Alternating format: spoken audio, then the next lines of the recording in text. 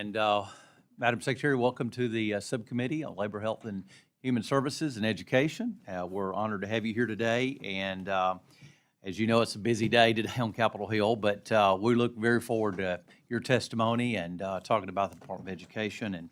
And as we hear more about the Department of Education's budget request for FY26, Secretary McMahon has wasted no time implementing President Trump's bold agenda to restore education to the states, and I want to commend her for her efforts on hitting the ground running.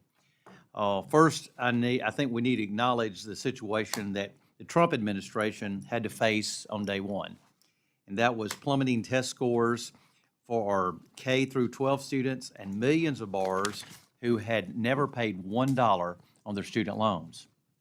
This subcommittee examined a number of these problems earlier this year. Despite increasing federal spending on education, our students are not getting ahead academically. In fact, despite record spending, they have lost ground compared to other nations around the world. The latest National Assessment of Education Progress scores shows that 1/3 of 8th graders nationwide are reading below the basic level. Student test scores overall are below the 2019 levels, in evidence that students have not recovered from the pandemic despite $200 billion in federal COVID education spending. This was on top of annual federal spending for education, including almost $19 billion for Title I schools. Most alarming, the scores reveal a widening achievement gap. In reading, for example, lower performing students in the 4th and the 8th grade scored lower than students back in 1992, more than 30 years ago. Students deserve better. But ever-increasing federal spending has not proven to be the solution. Just earlier this year, one expert told the subcommittee that education spending per pupil has more than tripled in real terms since Lyndon Johnson's War on Poverty began back in 1965. More spending, yet worse results. Students need reading, writing, math, and critical thinking for everyday activities to succeed in their jobs and to make life's big decisions. Too many schools, encouraged and facilitated by federal funding, have let things like social justice advocacy and divisive issues crowd out the focus on teaching students and the core subjects. Thankfully, some states have pursued choice options for students whose traditional public schools have not served them well, including through charter schools. Department data shows that as of 2021, public charter schools enrollment had more than doubled from a decade before, growing by about 2 million students, while enrollment at traditional public schools declined by 4%. I look forward to hearing from you, Madam Secretary, about increased support for charter schools. However, this administration sees value in reassessing our approach so we can do better for all students around the country. It's also recognized a limited role for education. After all, only about 1 in 10 education dollars come from the U.S. federal government. Education fundamentally remains within the purview of the states and the local communities.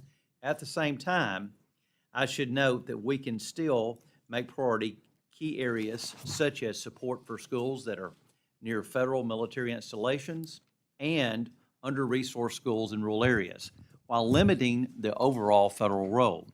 In higher education, there are bright spots with bipartisan support such as Pell Grants, which help lower income students pay for college.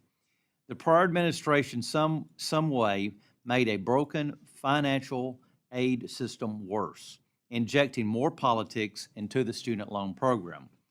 The disastrous federal loan program is the direct results of the partisan Affordable Care Act, which included a Washington takeover of student loans.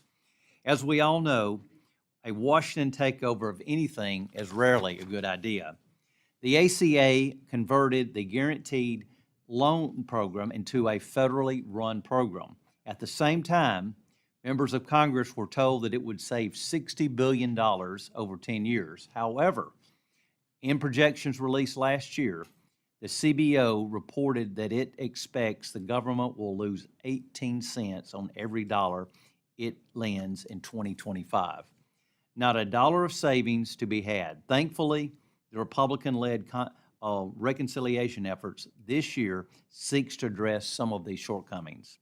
Against this backdrop, the prior administration put untold amounts of taxpayer resources into executive actions, waivers, and programs it created without congressional authority to try to cancel loans and make loan payments more generous. It told borrowers that forgiveness was always on the horizon, while also going through the motions to restart repayment. The results, massive confusion for 43 million borrowers who were supposed to begin monthly payments after more than 3 years pause. The confusion in the loan servicing system. Because of the mass confusion that was created under the previous administration, the department estimates nearly that 1 in 4 of these borrowers, more than 10 million people, are in default or late on their payments, putting them at risk of future default. Just 38%, or 16 million borrowers, are in repayment on their current loans. Secretary McMahon, you have inherited an absolute mess in the department, but I hope you can correct the course. You have taken swift action to restore common sense to our college campuses. The department has made clear that all students should be able to access their campuses without fear of their safety, while still allowing peaceful exercise of free speech. Too many students in recent memory have been subjected to severe campus disruption, including at some of our nation's most elite universities. The department has also taken steps to return to the original purpose of Title IX, ensuring that women and girls have equal opportunity to compete in sports. I would also like to thank you and President Trump for your actions to protect women and girls in sports. Madam Secretary, thank you for your department's bold initiative as you carry out the President's America's First agenda. We must consider new approaches to longstanding problems, both for the sake of our students and to be good stewards of the taxpayer dollars. I look forward to working with you and look forward to your testimony this morning. And with that, now I'd like to recognize the ranking member, Rosa DeLauro, for her opening statement. Thank you very much, Mr. Chairman, and to you and to the Secretary. My apologies for being late. But I want to thank you, Chairman Aderholt, for holding this critically important hearing on the Trump administration's budget request for the Department of Education. Secretary McMahon, good morning. I welcome you to the House Appropriations Committee for your first budget hearing as Secretary of Education. Public education is deeply important to me. When I was a kid, my mother took me to work with her. She worked in the old sweatshops in the city of New Haven, and I know you know Connecticut. And the conditions there were horrific. Dangerously hot, unsanitary, mostly immigrant women bent over sewing machines trying to pump out the dresses as fast as they could because they were on piecework. If you know anything about the needle trades, you get your finger caught in those high-powered machines. You just pull back, you wrap your hand up, because if you get a drop of blood on the garment, you don't get paid for it. And recognized her madness, the method to her madness, when she asked me to be there every day after school. And what she said to me is, get an education so that you don't have to do this. My dad came as an immigrant from Italy in 1913, was put in the 7th grade. He couldn't read or write the language. They laughed at him, his teachers and his classmates. He left school in the 7th grade and never went back to formal education. He served in the United States military, served on the city council in New Haven, and always was invested in his community. And again, he said to me, get an education. And he said, if you get an education, you can make $10,000 a year. So the whole issue of public education was critical to me and to my parents, as they sacrificed to get me the finest of educations and to allow me to realize my dreams and my aspirations. And that's true of the 9 out of 10 students in our country who attend public schools. And it's true of the stories of pretty much the entire population of the understanding that what public education means to their lives and how it is the key to success. And I might just say that this budget, in my view, should be described as leaving every child behind. And that is why I strongly oppose your proposal to cut investments in education of our nation's children by $12 billion or 15%. It is clear that your mission is to dismantle our federal investments in the nation's public education. You and President Trump explicitly seek to eliminate the Department of Education, which Republicans have proposed for decades. But let me be clear with you. You will not have the partnership of Congress in your efforts to destroy the Department of Education and eliminate public education in this nation. Not on our watch. We will go over your plans to suffocate your own department and slash our investments in the education of our children and in students hoping to obtain a college degree. But before we discuss next year, I want to talk about what you're doing right now. The American people demand help with the cost of living, but President Trump is not laser focused on the cost of living. He is actually making it worse. He promised to fight for the middle class and working families, but instead put Elon Musk and wealthy billionaires like yourself in charge of the government that is meant to be of and by and for the American people. Madam Secretary, the administration is recklessly and unlawfully freezing and stealing congressionally appropriated funds from agencies, programs, and services across the government that serve the American people. You, President Trump and Elon Musk, are attacking public education to pay for tax cuts you stand directly to benefit from. Congress alone holds the power of the purse. It is right there in the Constitution, Article 1, Section 9, Clause 7.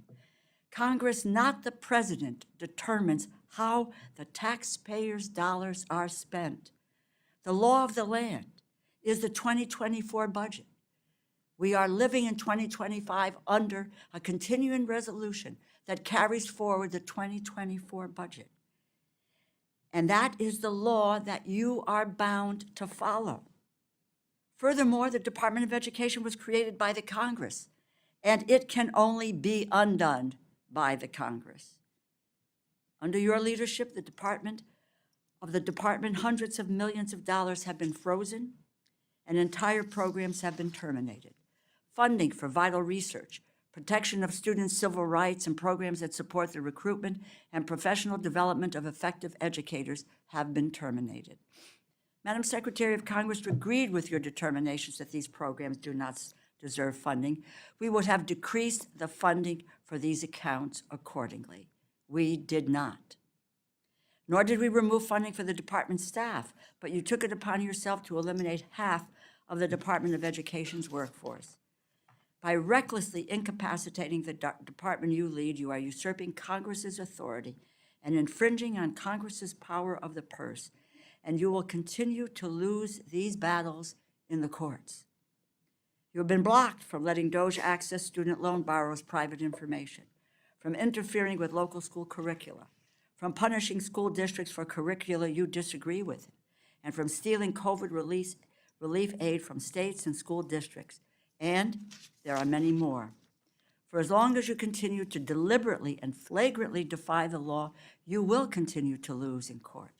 But let us be clear about who is losing most of all, and that's the children and the families of this country. The consequences will be felt by students losing access to school psychologists, counselors, and social workers due to your shameful decision to cancel hundreds of grants for mental health services in public schools. These grants were created and funded by a bipartisan basis of this subcommittee and the bipartisan Safer Communities, including a mental health program that I created after hearing how desperately it was needed in schools across Connecticut. We are not talking about hypotheticals of what ifs or worst case scenario. This lawless and cruel destruction has happened and is happening under your watch today. Turning to your budget request for 2026, I want to note that the administration has provided sparse detail about your proposal to cut the Department of Education by $12 billion, We have no idea where that $12 billion is coming from. A central component of your plan for elementary and secondary education is to eliminate 18 unspecified competitive and formula grant programs, replace them with a $2 billion Brock grant to states, yet at the same time, you propose that we provide $4.5 billion less to educate our nation's children overall. A block grant is a cut.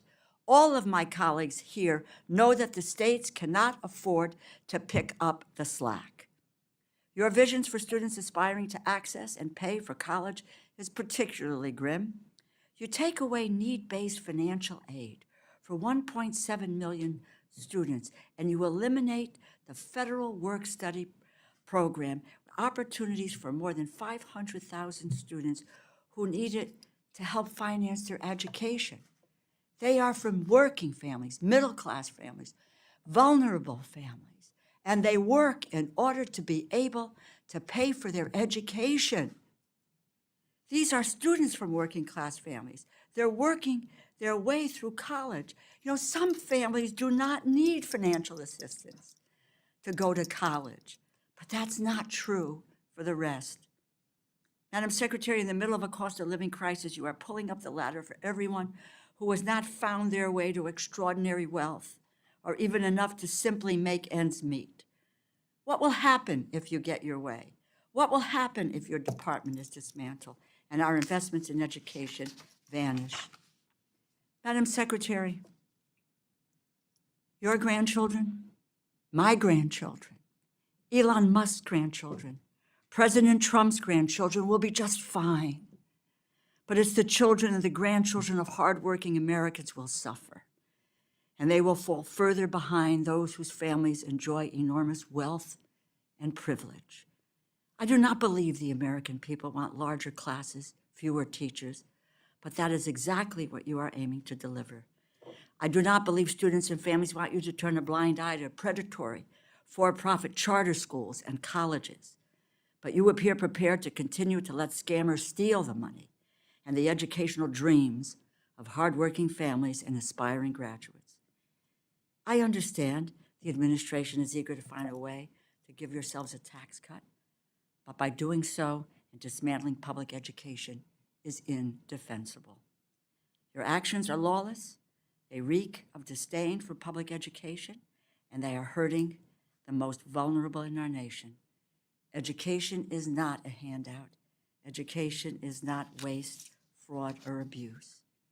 As a leading Democrat on the Appropriations Committee, I assure you that I will never stop fighting against this dangerous dismantling of public education, which is undermining and jeopardizing the futures of millions of children in this country.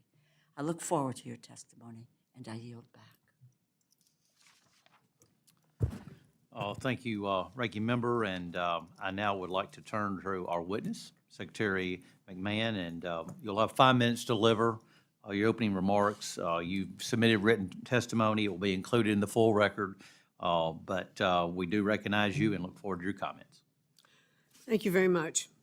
Chairman Adderholt, Ranking Member DeLauro, and distinguished members of the subcommittee, thank you for having me today to represent a department on a mission, its final mission, to wind down the Department of Education responsibly, cut waste, and give education back to the states, parents, and educators, all in a lawful fashion. With your partnership, the fiscal year 26 budget will take a significant step toward that goal. We seek to shrink federal bureaucracy, save taxpayer money, and empower states, who best know their local needs to manage education in this country. We have reviewed our programs and identified spending that does not fulfill the mandate of trust the American people have placed in President Trump. We've reduced a department that was overstaffed by thousands of positions, cut old contracts that were enriching private parties at taxpayer expense, suspended grants for illegal DEI programs, and now are putting forward a budget request that reduces department funding by more than 15%. At the same time, we're working to make American education great again. In our conversations with governors, teachers, and parents across the country, we hear calls for accountability and more local control. That's our goal, to give parents access to the quality education their kids deserve, to fix the broken higher education industry that has misled students into degrees that don't pay off, and to create safe learning environments for our students. We're holding institutions to account when they facilitate discriminatory or hostile environments on campus. A level playing field with limitless opportunity is a vision I think we all can share. Our budget reflects this vision. Its cuts reflect a bureaucracy that is getting out of the way, and its continuations and increases represent smart spending that will help improve student achievement, not serve bureaucratic interests. Our goal is clear: make education better, fairer, and more accountable by ending federal overreach and empowering families, schools, and states who best know the needs of their students. I'm eager to partner with you to make this vision of the future a reality and to ensure every child is part of it. Thank you, and I look forward to your questions. Thank you, Madam Secretary, and again, we appreciate your attendance here today before the subcommittee. The latest National Assessment of Education Progress report, our results are quite honestly pretty unacceptable. Too many students have fallen behind in basic subjects, and they have not realigned learning loss during the time of the pandemic. For the sake of students and their parents, I appreciate your call for bold change. As we re-examine our approach to education, I think it's important to recognize that we can appropriately limit the federal role in education while continuing support in key areas. As I mentioned earlier, schools near military installations and under-resourced rural schools. Could you talk to us a little bit about the department's plan to refocus on the core educational achievement while reducing the bureaucracy overall? Sure. Well, I have, thank you very much. And I have really three priorities as the Secretary of Education, and that is to increase school choice, but I really want to focus everything we're doing, our competitive grants, on literacy. I think that is the absolute basis of what we need to do. We want to increase school choice for students so that we don't have children trapped in failing schools. And we want to return education to the states, and that's really our priority. So it's threefold and very simple. Let's focus on literacy. What we're seeing in those scores that you're talking about, Congressman Adderholt, is the failing of our students to learn to read. From first through third grade, or pre-K into third grade, you're learning to read. And after that, you are reading to learn. And if you cannot read, you cannot learn. And that is one of the reasons, I believe sincerely, that we have seen such decreases or failing in our schools, because we are not teaching our children to read. We've lost the fundamental basics. And I want to see our schools return to the science of reading, which focuses on phonics, which focuses on understanding and fluency in reading.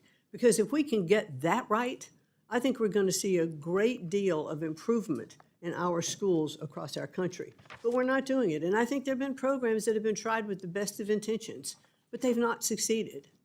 Here we are today with a Department of Education that was really stood up in 1980 by President Carter.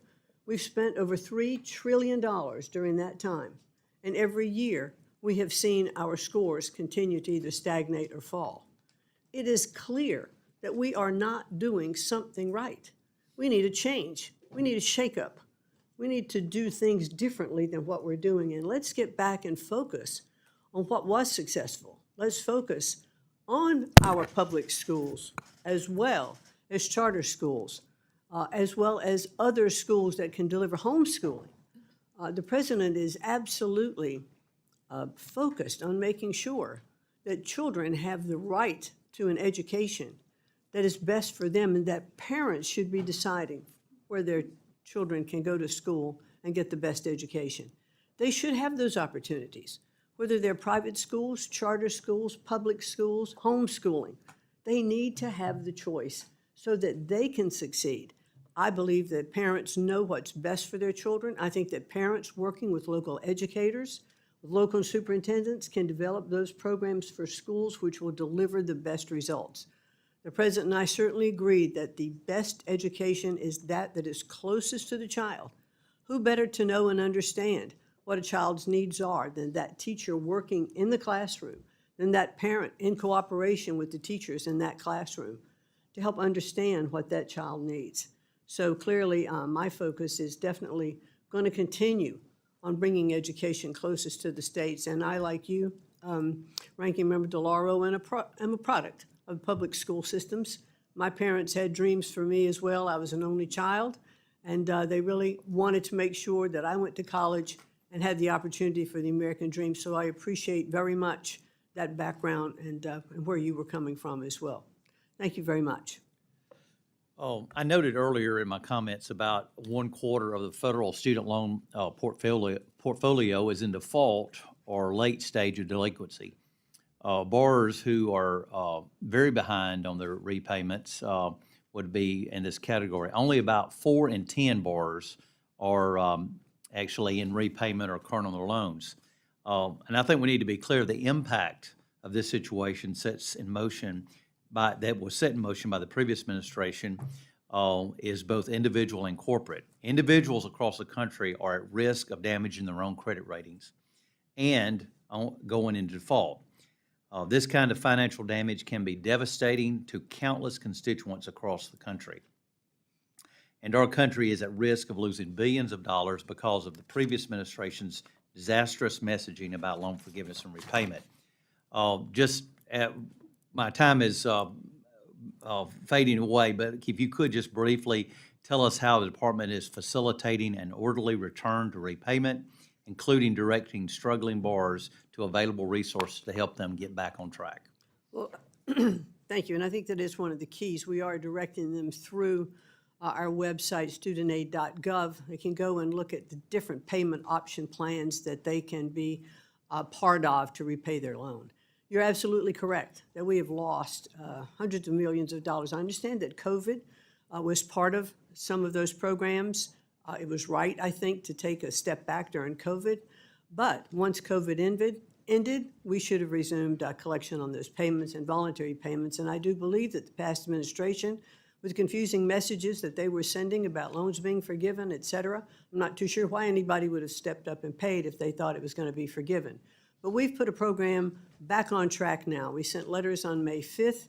We're working through Treasury, through their collection efforts, to make sure that we have programs to collect that money. And I can report that today, since May 5th and those letters going out, we have now collected almost $100 million in back loans, some on a voluntary basis, and then some is we're restructuring the way those folks are going to be repaying their loans. So we're on the right track to get that. My time's expired, and like I said, we'll every member will be recognized 5 minutes. I'm one to understand that there are sometimes the secretary can be finishing a question, and so I won't gavel down exactly 5 minutes, but I would ask you to be respectful of the chairman as I do this, to not go over too much. So when I start tapping, if you could start winding up, I would sincerely appreciate it. With that, Ranking Member DeLauro. Thank you very much, Mr. Chairman. I just might quickly make this comment, Madam Secretary. The state and local taxes today overwhelmingly pay for education in this country. Madam Secretary, you testify that we should not, quote, spend money without correcting underlying problems. That's what I love about serving on the Appropriations Committee. We're delivering appropriations to correct underlying problems. We have a nationwide psychologist, counselor, social worker shortage in our schools, which is why this subcommittee worked with Secretary DeVos to create new school-based mental health grants, bipartisan grants funded by Congress for years, the very grants that you canceled on the eve of the National Mental Health Awareness Month. What is the, quote, underlying problem you thought we were not correcting when you canceled $1 billion in grants to train and increase school-based mental health professionals nationwide? Well, thanks very much for that question. I think when we look at mental health nationwide, it undertakes many particular facets. We have to understand in the communities, I do realize that there are shortages of teachers, there are shortages of healthcare workers. But I think what we need to focus on is what are the needs of the community? How can they best be served? And so we want to make sure that we have healthcare professionals in place. But what we were finding was there were a lot of instances where the money was not being used really for healthcare programs. But I think if we are looking at healthcare, we would look more, I think, at funding locally so that those people can be brought in. Excuse me for interrupting because the chairman has talked about time, but it would then be very happy if you could provide to us. One of the things we can't seem to get any information on is why the programs were canceled, what criteria was used in order for you to say yay or nay to a program. So that information would be enormously helpful. I would just think, I don't know, but I know the state of Wisconsin here had multiple grants canceled that have reduced the ratio of mental health professionals to students by more than 10%. You've not answered the question about the issue of mental health, and that we've got a nationwide problem in mental health, and we've let all these people go. Guilford County, North Carolina, used their grant to help provide mental health services to 1,000 additional students, reducing rates of chronic absenteeism. Did you consider the success of these programs before you canceled them? Well, they've not been canceled. They are continuing at this point, but they might not be continued as we go forward, and I will get back to you on that. Well, okay, please do, because these grants, as I understand it were canceled, as I said, on the eve of the National Mental Health Awareness Day. So, and in Wisconsin, the grants were canceled. North Carolina, there are many, many other examples of grants that were canceled, and we too will look into the that effort. In 2024-2025, Congress appropriated more than $200 million for school-based mental health services grants and the mental health service professional demonstration grants. Are you freezing or withholding funding that Congress appropriated in 2025 for mental health services for students? Do you commit to us to following the law, fully obligating the funding that Congress appropriated for mental health services for students, and to obligate those funds by September 30th of this year? Or are you planning to break the law by impounding congressionally appropriated funds? Well, I can certainly report to you, Ranking Member, that we are evaluating every single program. We're looking at it very carefully. We are continuing or not continuing some funds as we look at them, and as we go forward in the budget, I am happy to get back to you. Well, But the point is a careful these- evaluation of the programs that are going Understand, forward. with all due respect, this is money that was appropriated. It is in the 2024 budget, which is what we are now dealing with. And so I have to understand from your answer that in fact you are not going to abide, maybe you're not going to abide by the 2024 numbers, so that means that you plan to break the law by impounding congressionally appropriated funds. Yes or no? We are going to abide by the law.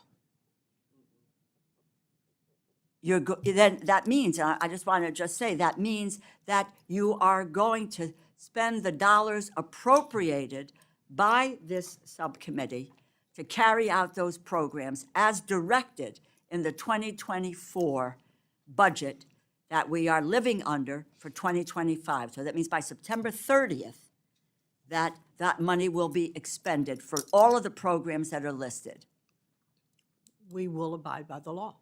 Okay, thank you. I'm happy to do that. Will you have a second round, Mr. Chairman? We're going to try. Okay, thank you. Mr. Milinar. Thank you, Mr. Chairman, Madam Secretary. Appreciate you being with us today. I, along with Senator Tim Scott, co-chair the School Choice Caucus, and I was really pleased to hear your priorities, your focus on accountability, local control, empowering parents and students. And one of the things that become very clear to me is this need for families to have options. And you've spelled out a number of different options that are available. Can you tell me what you plan to do and any initiatives you might take that would expand options for parents and students? Well, certainly we are going to support, if you look at the numbers that are in the president's budget, he's also including an increase of $60 million for charter schools. The president absolutely believes, as do I, that the more choice that parents have, the better off the students are. And we've seen that repeatedly in different states. Governor Reynolds in Iowa has talked about how in introducing school choice programs in her state, that public schools have improved. There's competition among the schools.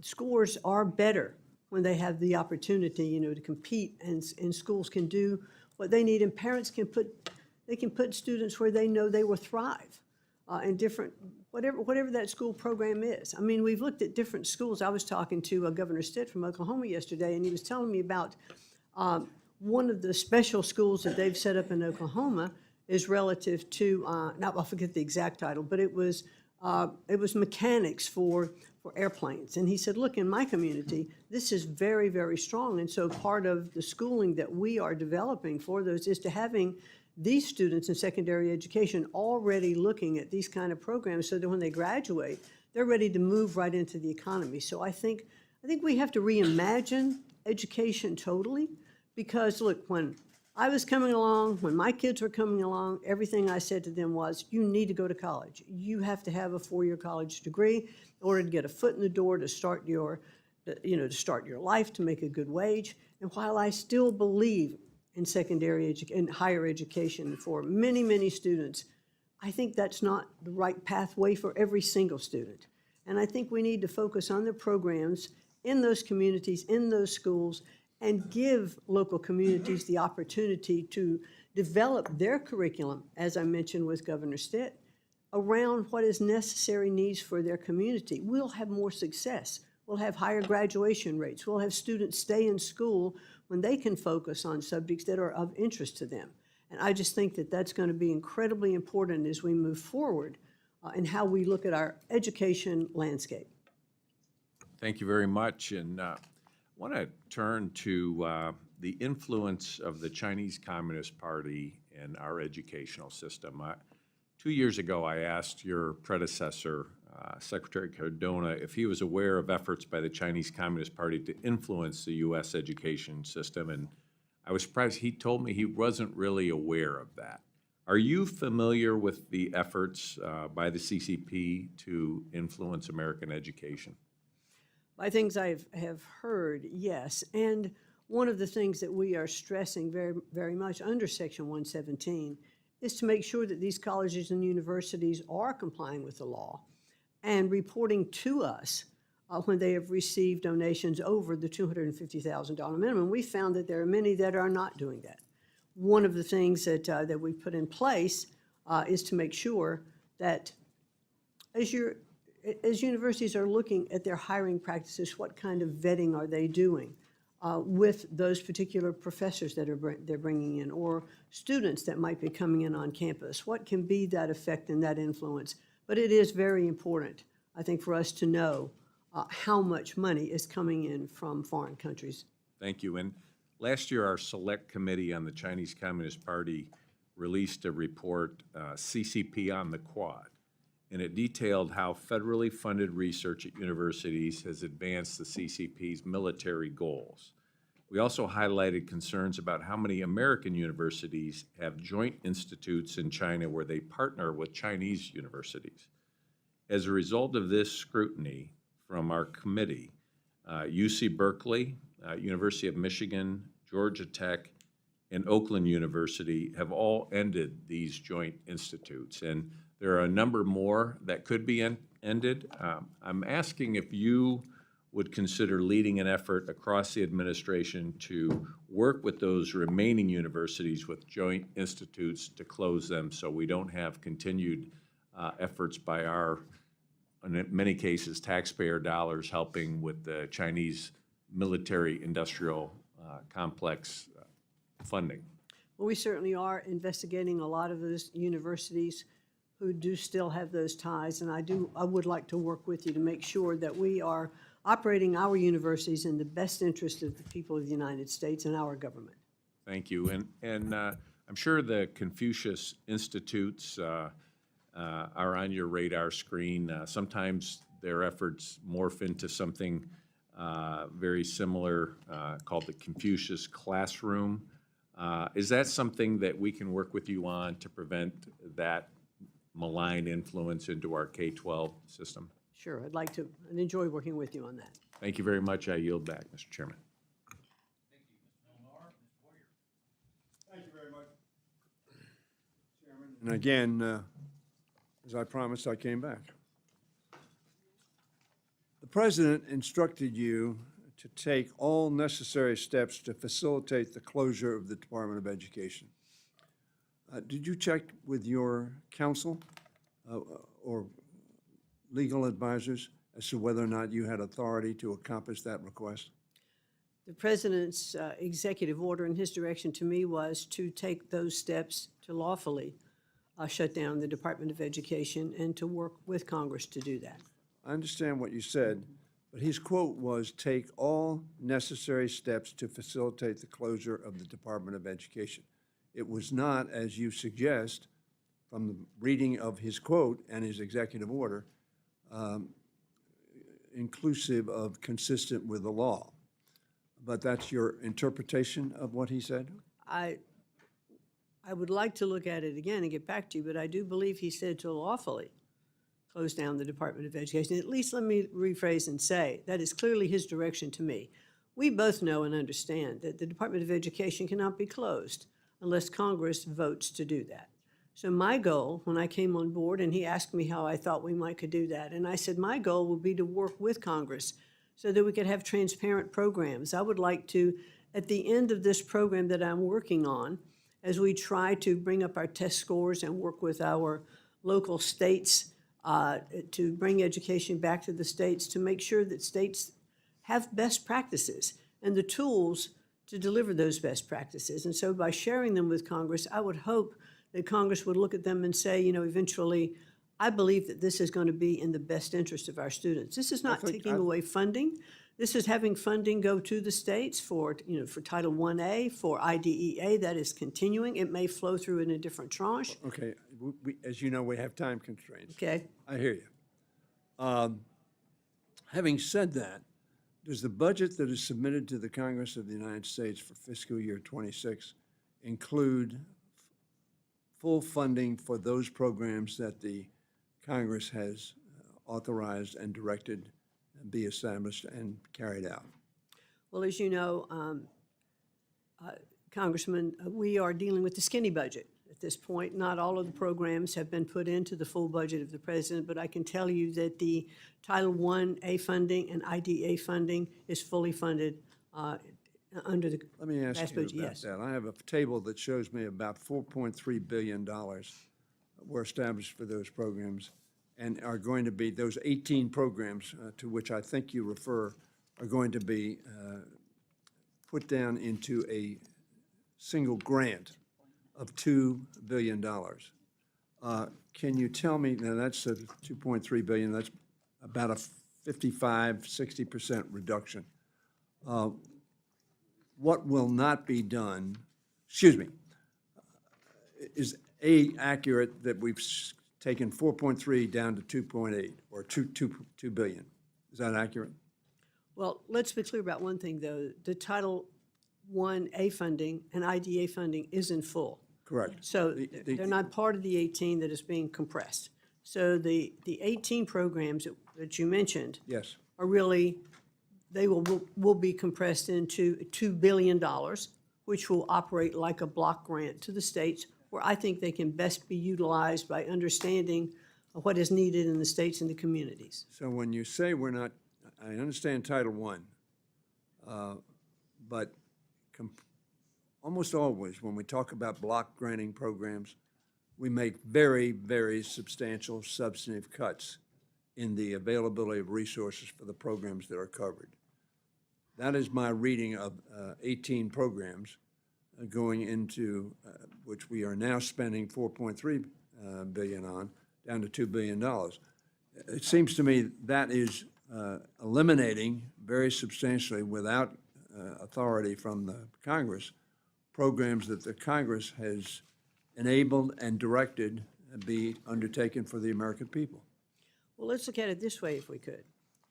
We are eliminating regulations and red tape that a lot of these different grants had with them, and therefore they're going to require less compliance with regulations in order to fulfill the mission of those grants. Madam If Secretary? I could just finish this one thing. Sure. One stat that I think was impressive to me was that 47 cents of every dollar that goes in for these kinds of programs is spent on regulatory compliance. We want to get rid of that. Let the money flow to the states, and I think we're going to see more money available in the states with less red tape. My time has expired, but I came here in '81. President Reagan talked about getting rid of fraud, waste, and abuse. The deficit was increased by 189% under President Reagan. Fraud, waste, and abuse, nobody on this panel, on this side or that side, wants to have fraud, waste, and abuse. We all agree on that. That is not what you're cutting out when you take 55% or 60% reduction in 18 programs. I guarantee you.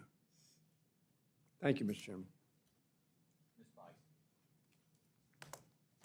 Thank you, Mr. Chairman, and thank you, Secretary, for being here this morning with us. Let me start by saying it's amazing to me that our colleagues on the other side of the aisle want to defend an agency that I believe has become an abject failure.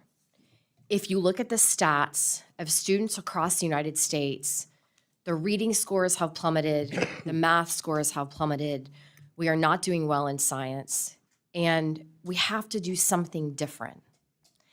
You mentioned Oklahoma and Governor Stitt, and in Oklahoma, we have certainly adopted charter school programs and have expanded school choice, and I think it's important to talk about why school choice is so important.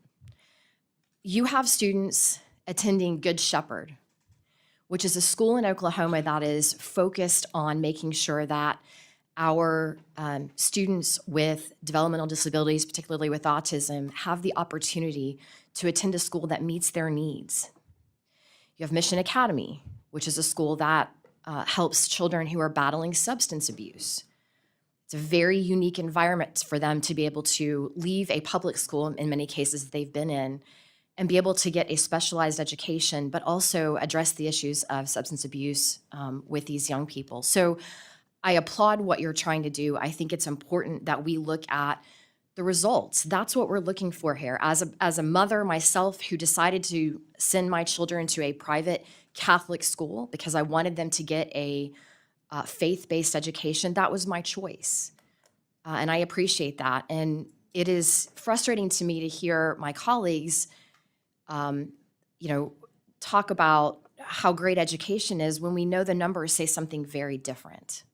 So I want to start with that. I applaud your efforts to return education to the states and reduce the bloated DC bureaucracy. In 2023, the average U.S. Department of Ed employee made $112,000, and the average teacher in my home state of Oklahoma made $61,000. As you know, under President Trump, the department was the smallest cabinet-level agency, but controlled the sixth largest budget. I would like you to, maybe in more detail, describe some of the reforms you're implementing to cut waste, fraud, and abuse at the department and return education to the states. And particularly, I want to make it very clear, you said something in a previous response that I think is worth noting, and that is you are not eliminating Title I-A funding and you are not eliminating IDEA funding, which is important to students and families in my state. But can you elaborate a little bit on what you're looking at restructuring for the Department of Ed?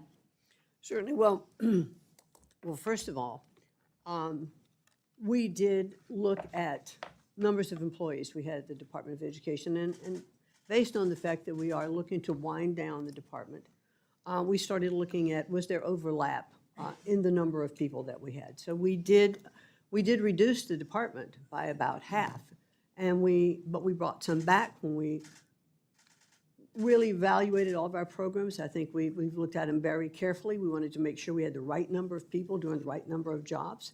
We are doing that. We are delivering on all of our statutorily required programs. We haven't missed a beat on those. And so I'm happy to report that. And so I think that was, that was a big thing. But when you also look at rent, when you look at utilities, when you look at building space, we've decreased that footprint. So we're having savings there.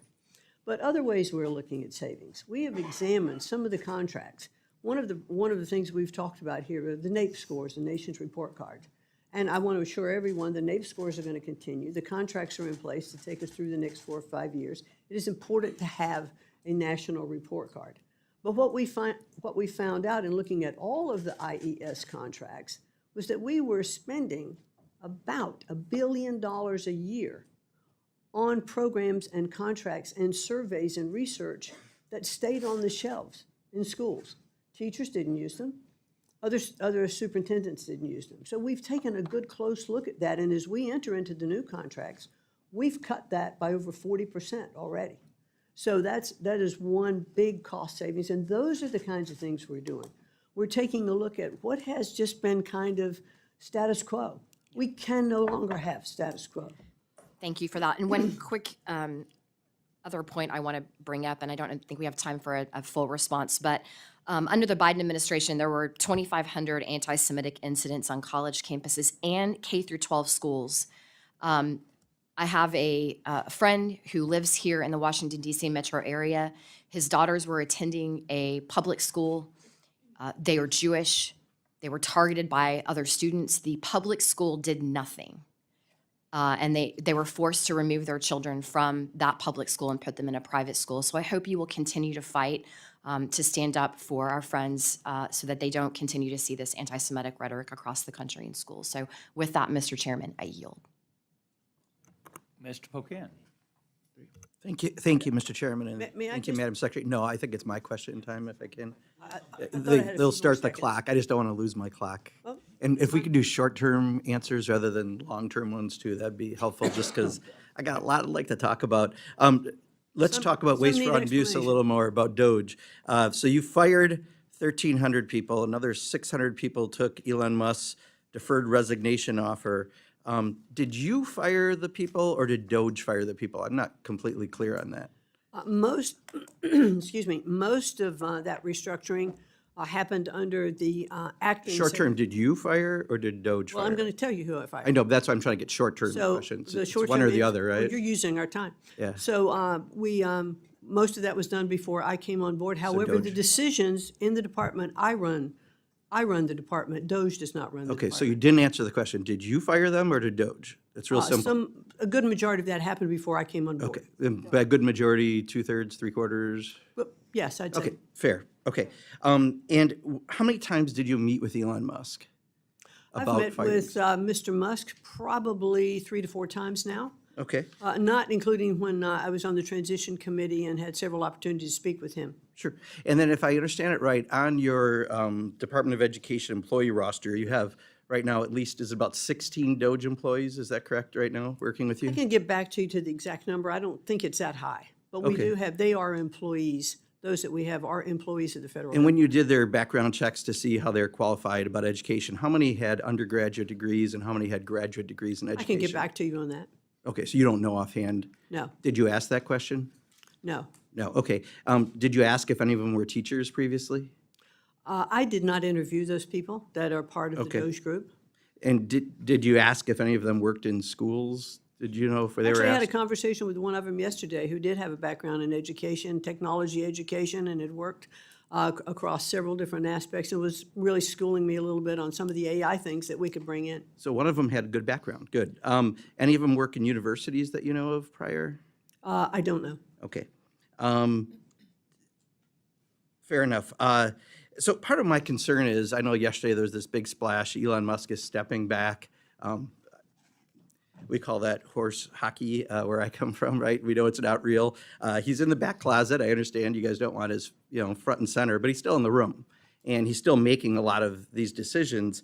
And that's the real problem that I have is, you've got a bunch of folks that he brought in that you've admitted you didn't hire, you don't know their backgrounds, if they have anything in education, yet they're helping you fire half of your employees right now.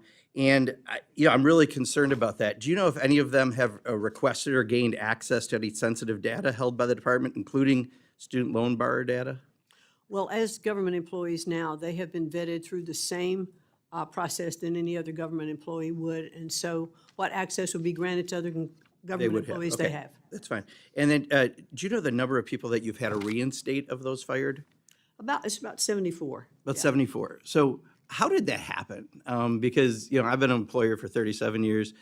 The dumbest thing I could possibly do is fire someone just to rehire them, right? Because you've given them no job security. It's like beyond stupid, right?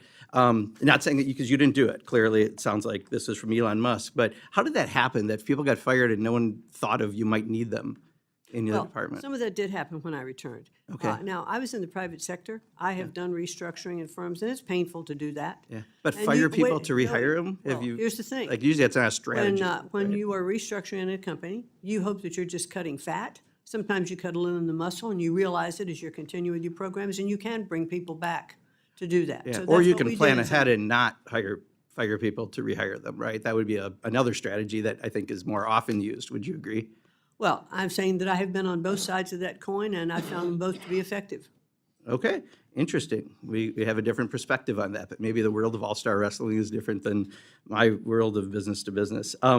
You talked about, and I agree with you, about contracts enriching private contractors at public expense. Does Elon Musk have any contracts with the Department of Education? First of all, I just need It's a to- simple question, well, please. not This that I is know my of. time. I have 38 seconds, please, Well, Madam I don't know Secretary. if he does or not. You don't know if Elon Musk has any contracts in your department, and you've met with him multiple times? Elon Musk doesn't have contracts in my department. So Department of Education, there are no contracts with any Elon Musk company. That's what I'm asking. Not to my knowledge. Okay. All right. You want to check a blue card real quick, or are you pretty sure of that? I said not to my knowledge. Okay. If I find out differently, I'll be happy to get back to you. All right. And just in the last few seconds I have, just real quick on private schools getting public dollars, just so you know, something like 3/4 of the students that wind up going into those schools already attend those schools, and they're getting tax money. So if we get rid of the Department of Education, should we put the private voucher program under Ways and Means, because it's really more of a tax benefit than an education benefit? Well, I'm happy to get back to you on that as to how we restructure the Department of Education going forward and how those programs are handled. Great, appreciate it. Thank you, Madam Secretary. You're welcome. Mr. Moore. Thank you, Mr. Chairman, and thank you, Madam Secretary, for being here. Typical line of questioning. Someone's a little obsessed with one guy. That's interesting. It's every hearing now. So thank you so much for being here. I did want to, just for the committee, highlight a program that I stood up in the state of West Virginia. It's called the Hope Scholarship Program when I was state treasurer of West Virginia. It was actually one of the most expansive ESA programs in the country. We offered our per pupil student funding formula, state money obviously, to children that decided to leave the public education system. And this has been a tremendous win for the state of West Virginia. They can either choose homeschool or they could choose some private school institution. And we have seen, just since I started that program in 2021, our standard, our academic achievement in our test scores have increased by 3%. So a state like West Virginia, that's a really big deal. Now, our state, my state of West Virginia, we are one of the poorest states in the country. So we receive per capita more federal funding than most of the states. Compared to, say, like a wealthy state like Connecticut or New Jersey or Massachusetts, they're not receiving the same type of money that we are because we struggle in this. Now, that said, we spend more per capita on our kids, on education, than most states in America. And it's been a failure. And ever since the Department of Education has been instituted, we've seen academic achievement just plummet. Year after year, every year, it gets worse. Now, one of my questions for you is, as you talk about national school choice, which I am a huge advocate for, how would you see the states being able to access those federal dollars? For example, the Hope Scholarship Program, which is obviously a law at the state level. how could we pull down those federal dollars to have those students that have elected for school choice to be able to have access to those as you start to, God willing, wind down this department and return education to its rightful position back to the states? Well, thank you very much. And I certainly agree that states should have the opportunity to do that. What we are looking at more, and as we discussed a little bit before, in winding down some of the programs and doing block granting to governors of states to take a look at some of the programs that they need to fund. And I have talked to so many governors who have said that they would welcome the opportunity to have funds block granted to them because they know what's best for their state. They know, working with the local superintendents, what is needed. So if the money was block granted with fewer strings, less regulation for those governors, they've indicated how successful they believe they would make their states. Now, I'm the first one to admit some governors are going to do a better job at this than others. Some state superintendents are going to do a better job than others. But look at some of the programs you've already talked about. The HOPE Scholarship Program, programs in Oklahoma, some of the programs in other states as well. These are done by innovative governors and innovative superintendents. This is not the Department of Education coming in and say, hey, you ought to try this, you ought to do it. No, it's because these people in these states look at their programs and look at what they need, and they'll allocate that money here. If a grant comes with strings that say you have to spend the money here, and the governor says, man, if I just had that money and I could put it over here, I could have a lot more effect. Or that state superintendent, that chief of education working with the students. I want to give them that opportunity. The president wants to make sure that governors and states have the opportunity to compete with one another, but to service the people in their state the way that they see best. Well, thank you for that answer. And myself, my children, we use the Hope Scholarship. We've elected for school choice. My kids are in Catholic school, just like Representative Bice here, as her children went as well. But it's not so much about my kids that I want to highlight, but in the southern coal fields of West Virginia, we've had children driving with their parents an hour, hour and a half to just be able to access better educational opportunities and outcomes for their kids. And the thing that drives me crazy is so many people are like, oh, this is a giveaway to the rich so they can send their kids to private school. Newsflash, they're already sending their kids to private school if they're rich. It's not really a determinant factor. This is going to raise a lot of families, to me, out of poverty and give them choice that they would otherwise not have. So please, anything you can do to help us be able to have access to those federal dollars for these school choice programs at the state level would be hugely beneficial. And I yield back. Thank you, Mr. Moore. Ms. Frankel. Thank you. Welcome. I'm going to just start by saying I'm going to echo my ranking member here, how deeply troubling it is that the Trump administration is dismantling the Department of Education, an agency that was established by Congress, and you're blatantly disregarding the funding priorities we set in the 2025 budget without our consultation or agreement. I'm going to move on. I speak to you today, not just as a member of Congress, but I'm also a mother and a grandmother, and I share the values of millions of Americans who believe that educating our children is one of our most sacred responsibilities. So I have a few questions. I'm going to help answer them, and then I have a big one for you at the end. So my first question to myself is, why should we have a strong public education system? And the answer to that is because when we educate our children, we invest in their future and ours. A quality public education empowers children with the knowledge, skills, and confidence to pursue their dreams. It opens the doors to better jobs, higher earnings, and more fulfilling lives. It fuels economic growth and strengthens our democracy. Now, let me be clear. I am not opposed to parents using their own money to send their children to private school, but it is a strong public school education system that ensures that every child, no matter their background or zip code, has a fair shot at success. So my next question for me is, should education only be a state issue? And I answer no, because education is not just a state issue. It's a national responsibility, one that requires a shared commitment from local, state, and federal governments and from civil society. Federal support helps close the gaps, enforce civil rights, and ensure all schools have the resources they need. Without it, those gaps will only grow wider.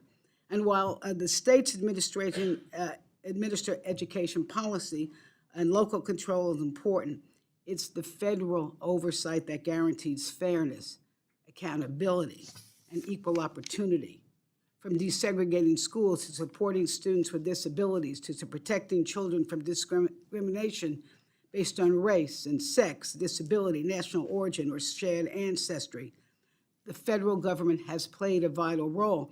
And that's why I strongly object to this administration's effort to dilute funding for the Office of Civil Rights, the very agency tasked with enforcing those protections. And my next question, which I will answer, is the claim that public schools are failing our children a false narrative? And that answer is yes. A child's ability to learn is shaped by more than what happens in the classroom. It's shaped by a lot of factors, including access to early education, food security, health care, family engagement. And this administration, with the Republicans, are attacking all of it, slashing food assistance, driving up costs with chaotic tariffs, cutting health care costs for our most vulnerable children and families. Can you believe? A hungry children does not learn. I don't care what school they're in. And did you know, or do I know? Yes, I know. There are hundreds of thousands of children on waiting lists to get into Head Start, a proven program that leads to a child's success in school. And in my home county, Palm Beach, where the president lives, millions in education funding in the 2025 budget are being illegally held, which means our school district's going to be forced to cut tutoring, after-school summer programs, social services, college readiness, teacher trainings, and student aid for college students are going to be gone. So my next question is the Trump administration shifting money out of public schools into unregulated private institutions? That answer is yes. You're cutting billions from public schools and pushing a new scheme, this tax scheme. Here's how it works. Wealthy donors give money to private scholarship groups, and then that money gets right back to them through a special tax break. So in the end, the taxpayers are paying the bill. There's no oversight. There's no accountability. Madam Secretary, 90% of our children attend public schools. So I ask you, is your final mission to get rid of the United States Department of Education cruel and foolish? Oh, yes, I'm going to answer that. Yes, it is cruel and foolish, but I have a question for you. If Congress refuses to go along with your misguided plan to dismantle public education, will you commit to spending the money we appropriate in the 2026 budget as directed by law? Well, that was a lot to unpack. But Well, thank you just very answer much. that last question if you could, because you have 2 seconds. We will abide by the law. Good answer. Thank you. I yield back.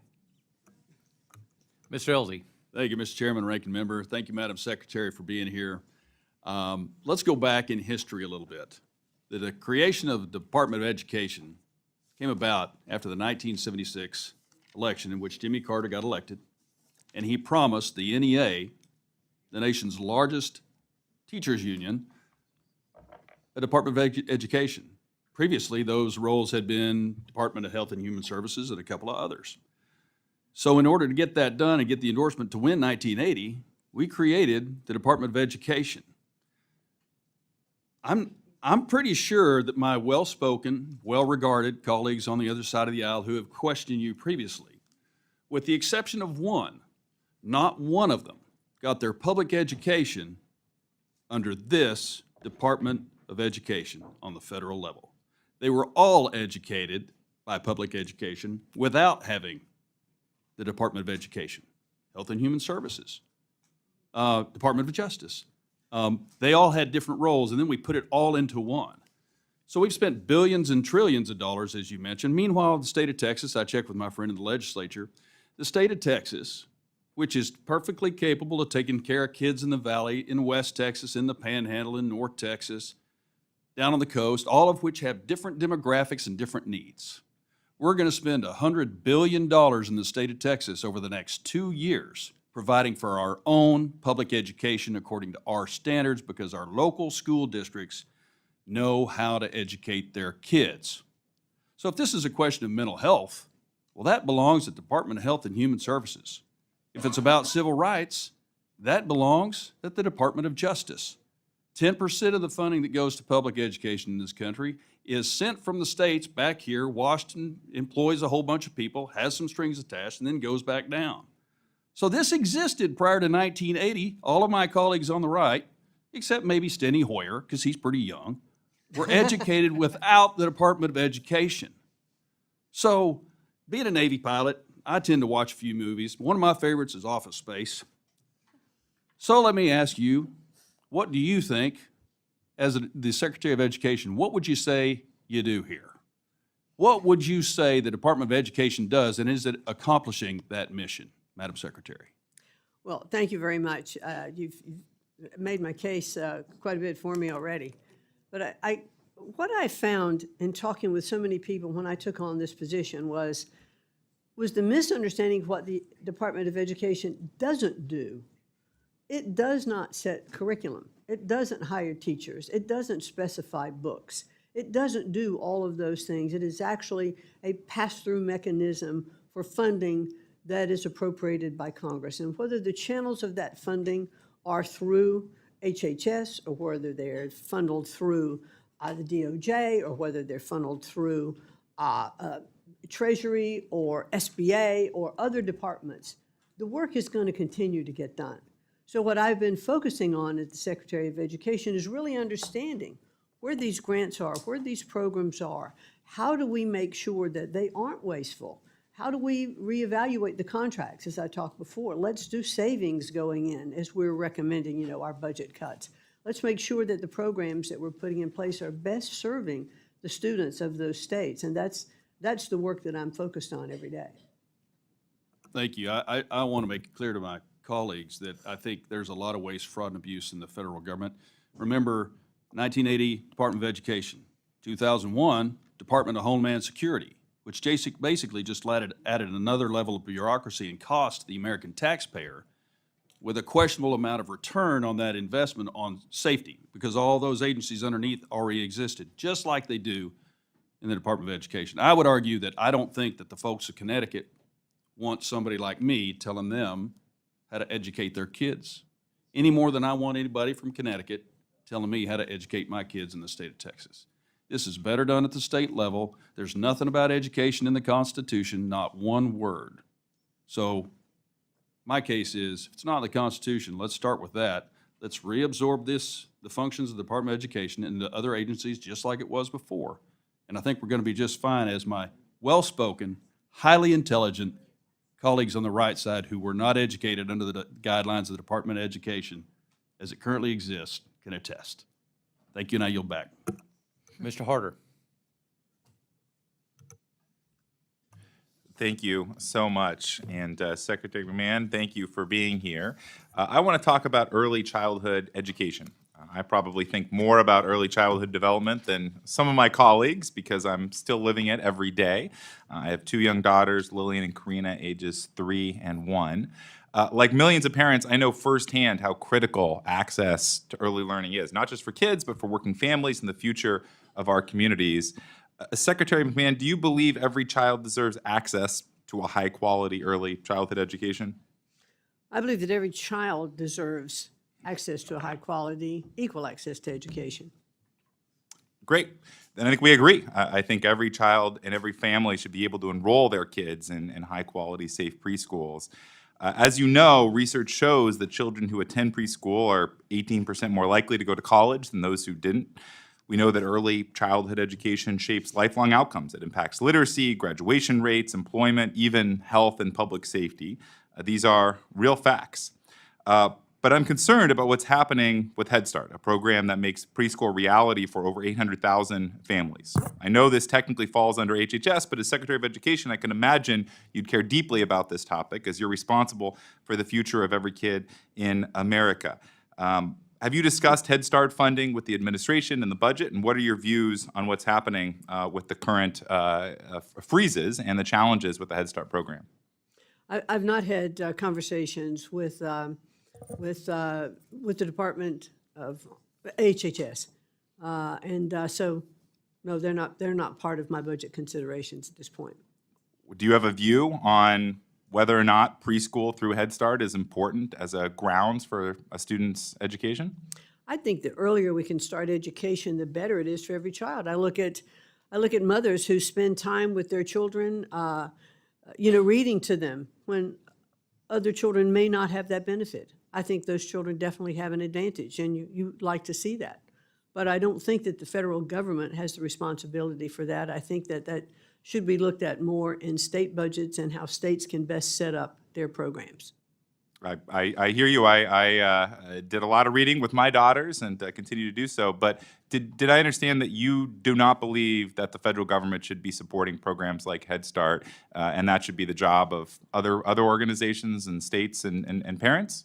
Well, currently it is the responsibility of a different agency, and I'm sure that they are looking at what aspects they are funding as they go through their budget process. Well, I think this has real implications on the work that you do. This is a cornerstone of American education. And I think that what's happening with Head Start is very concerning. We're seeing these delays, these freezes that ultimately hurt kids. We've seen Head Start schools close across the country because they only have 3 days of funding right now. Every Head Start program in the country has 3 days of funding. And I think that is going to have an implication on our kids' ability to read, write, and do math. And so I would think, as the Secretary of Education, that you should have a perspective on this and a real goal towards committing to the parents of Head Start students in my district across the country to fight to make sure that this program is fully funded. Is that something that you believe in, that this program should be funded, and pushing back on any attempt to cut it? I'm going to let the department and the agencies that are responsible for those parts of the budget do their job. I think it has an implication for the Department of Education that is real. Let me tell you what's at stake. In my district, 1,600 kids rely on Head Start. This is the first type of education that any student receives. And I think passing it off on some other department is unacceptable, because we know that Head Start students are 13 percentage points less likely to commit a crime. They're more likely to graduate high school, less likely to experience a teen pregnancy. This is our kids' futures, and our entire communities are lifted up because of this program. So I think saying that this part of the education system isn't your responsibility doesn't make a whole lot of sense to me. I think you should be terrified at the idea of Head Start being gutted, because it's going to have major ramifications on our students' ability to have the future that we want. It's your duty to make sure that programs like this continue. And so I hope that you see that our kids aren't line items, they're not pawns in a political game, they're not disposable, and that we need to make sure that Head Start is continuing to be strong, and that cuts like the ones we've seen over the last couple months don't happen if we're going to be able to make sure that every kid has quality education in the United States. I hope you remember that, and I yield back. Mr. Simpson. Thank you, Mr. Chairman. Thank you for being here today. I appreciate your testimony. And just very, very quickly, for Mr. Pocan's education, is professional wrestling a business? Sir, it very definitely is a business. So you ran a business, okay, just so that you're aware of that. Anyway, let me ask you a couple of questions. I don't disagree with what my colleagues on the right have been saying. I agree with what Mr. Elsey said. Education, and I have no problem with trying to move much of this education back to the states. I had a couple of superintendents tell me a couple of years ago that their problem was they got 5% of their funding from the federal government and 95% of the rules came from the federal government. But there are some successful programs that we want to maintain. You said in your statement that you encouraged all of your children to go to post-secondary school, that they needed to continue their education to be successful. You said that you evaluated and looked at these programs and wanted to get rid of those that were ineffective. And in the skinny budget, you specifically said, TRIO and Gear Up are a relic of the past when financial incentives were needed to motivate institutions of higher education to engage with low-income students and increase access. I'd like to see some of those studies and evaluations, because every one that I've seen says it's one of the most effective programs ever. In fact, when we had Secretary Spelling here 20 years ago, they tried to put all these programs together and just send them out to the states. She said they had studies that showed that they were not a very effective program. And I asked her for a copy of those studies. It's 20 years ago, I'm still waiting, because there are no studies out there that show that it is ineffective. It is one of the most effective programs in the federal government. These are for, one of the best programs in the history of education and most meaningful has probably been the GI Bill. We took veterans from World War II and gave them opportunities to go to college. This is the GI Bill for low-income minority communities, and it's supported by many, many members of Congress. We have about 800,000 low-income potential first-generation college graduates. And I don't know if you've ever gone and talked to any of these students. These are people that had never thought of going to college because nobody in their family had, nobody in their community had ever done that. We got a problem in Indian Health Services trying to get doctors and dentists to go out on reservations. The only way you're going to educate, the only way you're going to do that and solve that problem is when Native American children go to college, go on to medical school, go on to dental school, and come back to their reservation to serve their people. That's how you're going to solve it in the long run. So can you speak to me how the department arrived at this funding level and how you plan to ensure that TRIO remains accessible to the students who rely upon it? Well, thank you very much. And I understand that there are many services that are served. I mean, TRIO started out as 3 programs. It's now about 8. And it first started when there were first generation of students who were going to college, for the first time. And I agree with you. There are a lot of parts of TRIO that talked about those students and what their possibilities could be and interested them. I did see in one example, TRIO recently, that one child was brought on board and talked about going to college, but part of the TRIO program was taking them to Disney World at that time. So I'm not sure that all the expenses in TRIO should be there. I think TRIO, those monies are going to be going out, for this program for this year. So we are looking at all of the programs. The need for TRIO, I don't think, is nearly as strong because there are outreaches from colleges now into local communities, and there should be more of the universities and secondary education levels reaching into those communities. They should be talking to them about college, but I think they should also be talking to them about other ways that they could have skills, that they could support, whether it's the tribal nations that you were talking about or whether it's their community. As I mentioned a little earlier, it might have been before you came in, that I think we need to reimagine and look at education differently in our country.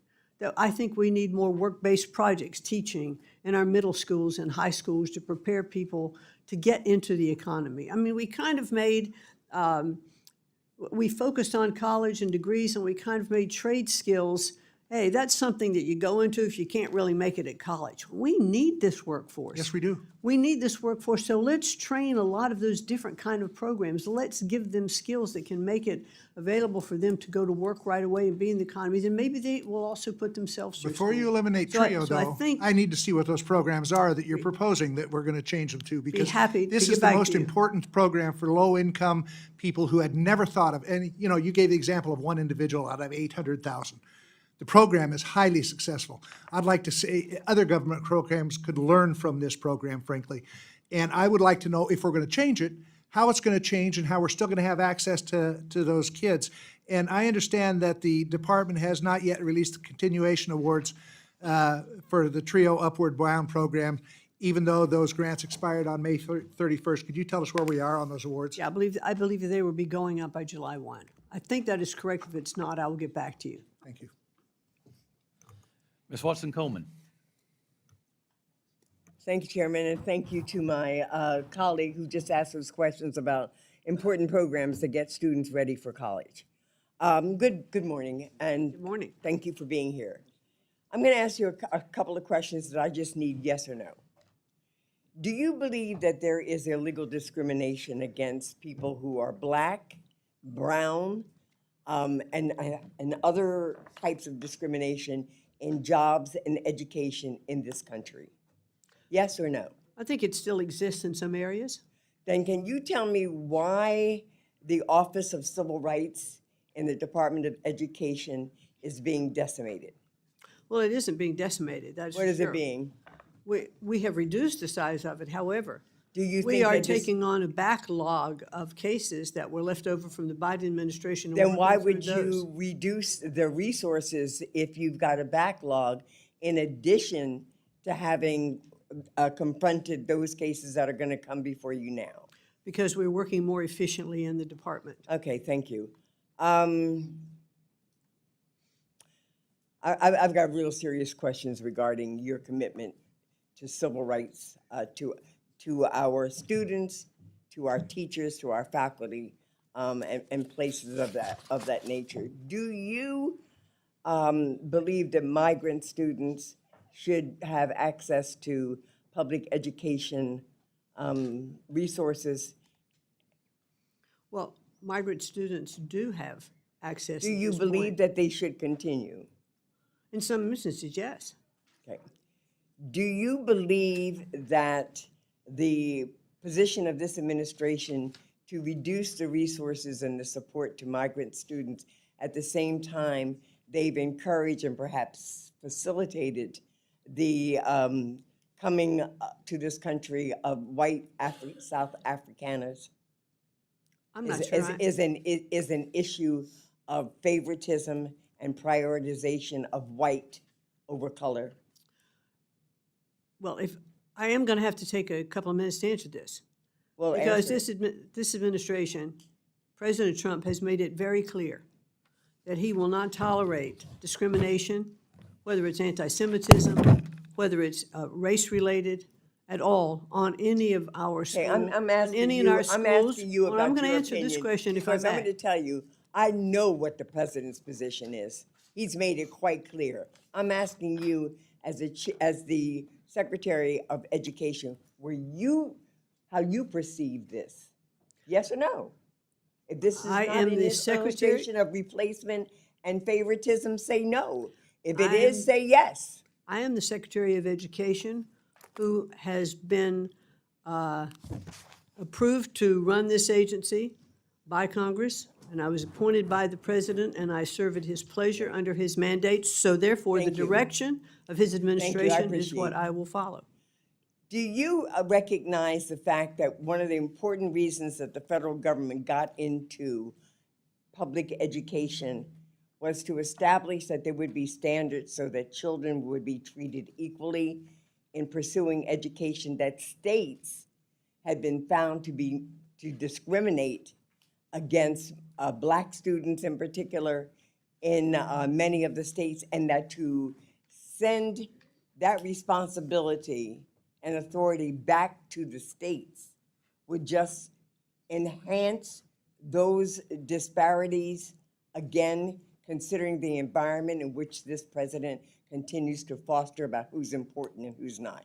Yes or no? Congresswoman, there are laws on the books in Title VI that totally. Laws don't mean therefore- anything to this administration. I'm asking you, do you realize that to send authority back to the states, to eliminate your oversight, to eliminate your accountability, to eliminate your determination as to resources going to schools that are teaching, public schools that are teaching underserved communities, that this will result in the very reason that we had to get the involvement of the federal government in this issue? And that's a yes or a no. Either you believe it or you don't. It isn't a yes or no, but I will not respond to any question based on the theory that this administration doesn't care anything about the law and operates outside it. So This that is a administration mischaracterization, Okay, and I will I respond. reclaim my time for 5 seconds, because you can say anything you want, your rhetoric means nothing to me. What means something to me is the actions of this administration, from the President of the United States conducting himself in a corrupt manner to his family, enriching him and himself corruptly, to determine that this administration can tell you what's right, what's wrong, what's lawful, what's not, that it can arrest judges, it can arrest lawyers, it can use its power to bully people. And I'm telling you, the Department of Education is one of the most important departments in this country, and you should feel shameful to be engaged with an administration that doesn't give a damn. Ms. Litlow. I yield back. Secretary McMahon, thank you for being here, and thank you for your dedication towards furthering education in our country. We're so grateful to have you in that chair. And I think all my colleagues on this dais and most in Congress would agree that education is the answer. Education is the answer to lifting communities out of poverty. If you educate a child, you give them a future, and I know you believe that wholeheartedly. And one thing that we've seen happen across our state of Louisiana is when parents don't have a choice, that's a travesty. And so for those parents who public education was failing their students, they had the opportunity to form charter schools. And what a blessing that has been to Louisiana. I'd like to give a shout out to one of my most impressive charter schools that I've had the opportunity to tour. It's called the ACE Charter School. Is a group of concerned parents, especially mamas, mama bears, who came together and said, we need an option for our artistic children to be able to have a place where they can grow and thrive and receive special education directed straight towards them. And it's been an incredible honor to witness them thrive. They have a waiting list that blows my mind how many parents are eager to get their children into those schools. And so while we wait on what the final plan will be for the Department of Education to send more power back to the states, I was encouraged that in the skinny budget you plussed up a bit for charter schools, and would just like to hear your thoughts on how we move forward with that option for parents. Well, thanks very much for your question. And with the increase in the budget, I think the president is showing his commitment to wanting to make sure that all students had the opportunity of choice. There are about 1 million students on the waiting list now for charter schools. And hopefully this plus up in the budget, which is not going to cover all of the needs for sure, but will give more opportunity for charter schools and other options, for choice. I've seen the results of what happened in Louisiana. I know Cade Rumley, Yes. who is your chief of education in the state, and I've talked to Governor Landry about a lot of the accomplishments that have happened. Yes. I've toured ACE and spent some time there, and was totally amazed with those students who many had said were uneducable. And looking at the things that they have been able to do because they did have the opportunity to go to that particular school. And I'm very, very pleased that actually the founder of ACE has come on board with us for a short term at the Department of Education for her consult. So I'm very pleased about that. So I do believe that with more choice, with more opportunity, we will see our scores go up. Because what's happened is there are many children that have been trapped in failing schools. And, my esteemed Congresswoman has left. I was going to say, one of the things that I think is the most detrimental to underprivileged students or any child that doesn't have equal access is they get trapped in a failing school, and that should not happen. Their parents should have the ability to say, my child should be able to go to this school over here because they are doing better. They can do better if they have that opportunity. And if we continue to pigeonhole students in failing schools and not give them that opportunity, we are failing them. And quite frankly, we have failed in education in our country. When we see these scores continue to decline and the answer is, well, throw more money, create more programs, let's do more of this. It's not worked. Right. It has not worked. The scores continue to go down. Where we've seen the most successes are in states with innovation policies. And I have the most ultimate respect for teachers. I think teaching is one of the most respectful professions that we have. It should be the most honored. And when teachers are allowed to teach and be creative and innovative in their classroom and not spend half of their day in compliance with regulatory requirements because of the programs that are there, we will see better outcomes and results. And I am a firm believer in that. I'm a firm believer that education is the cornerstone of our country. It's a cornerstone for developing our economics, our defense, and every other thing we do. But there does not have to be a bureaucracy in Washington that is dictating how our students and our children throughout our country do get educated.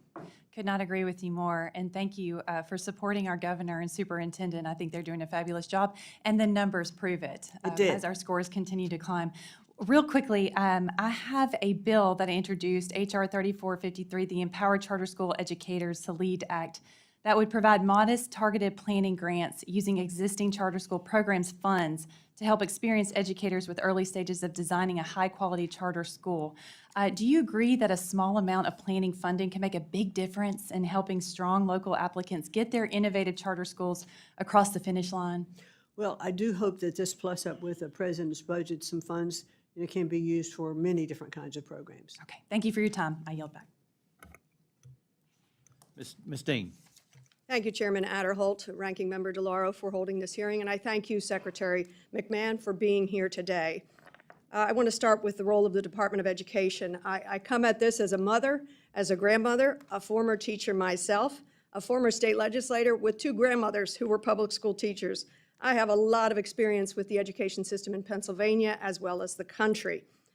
First, the history of the federal education involvement, and Ms. Watson-Coleman was getting at some of this that I'd like to build upon. Federal investments in education began to increase dramatically in the 50s and 60s and 70s, in tandem with the rise of the success of the civil rights movement.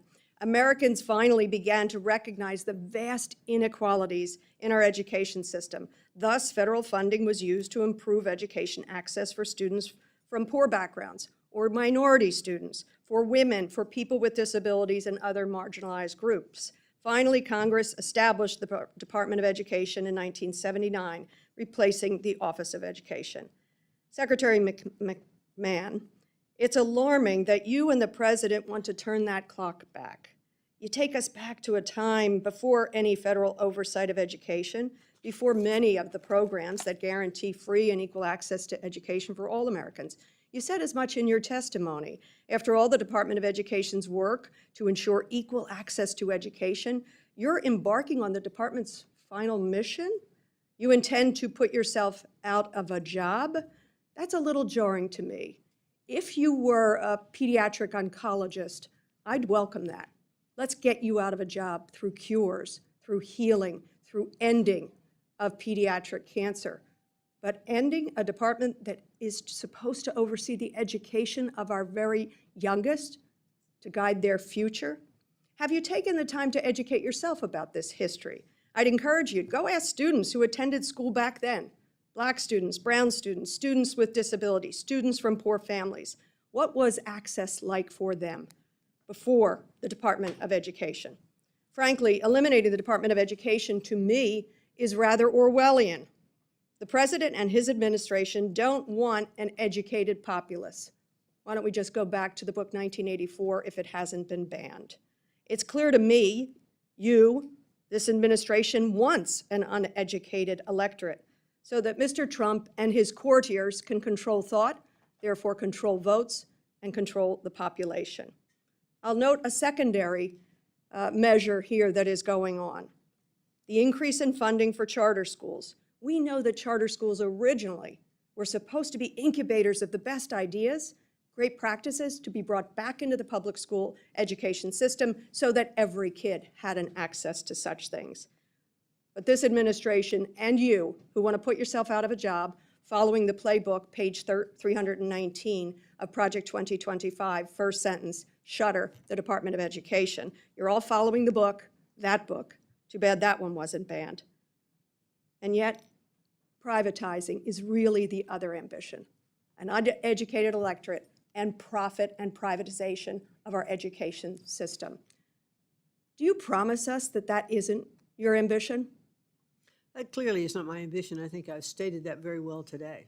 Then why in God's name do you want to shutter it? Why don't you want to protect kids with disabilities? Why don't you want to protect kids who have been every decade denied equal access simply because of how much their parents make, the zip code they live in, the color of their skin? Why are you shuttering a department that's supposed to lift up those children? Because those programs don't have to flow through the Department of Education, and they can flow through the state. I was a state legislator. That's called shift and shaft. I've spoken with the governor of Pennsylvania. They can't pick up the tab anymore for education of our students. Not to mention, it would be inequitable by state, by state, by state. Why are you in this job at all? If you don't have a dedication to the future of our children, why are you in this job? I too am a mother and a grandmother, and I want the best for my family going forward. Vouchers. For my grandchildren, for my great-grandchildren, and I hope to leave a legacy that we have established best practices for education that all the states can use. That would be a great legacy to be able to leave, to be able to show states these are some of the things that they can do. I think states have to look at their budgets. Madam Secretary, the legacy you will be leaving is that I shut down the Department of Education. How we educate our children determines not just their future, but our own. But the I think it's a department- sad legacy you will leave. I yield back. The Department of Education is not educating anyone. Well, I can say this, and I will. Dr. Harris. Thank you very much. Let's pick up where you just left off. If I read the test results correctly, we are getting worse, not better. Is that right, as a country? Let's take reading fourth grade. That is true. Oh, okay. So the Department of Education is failing.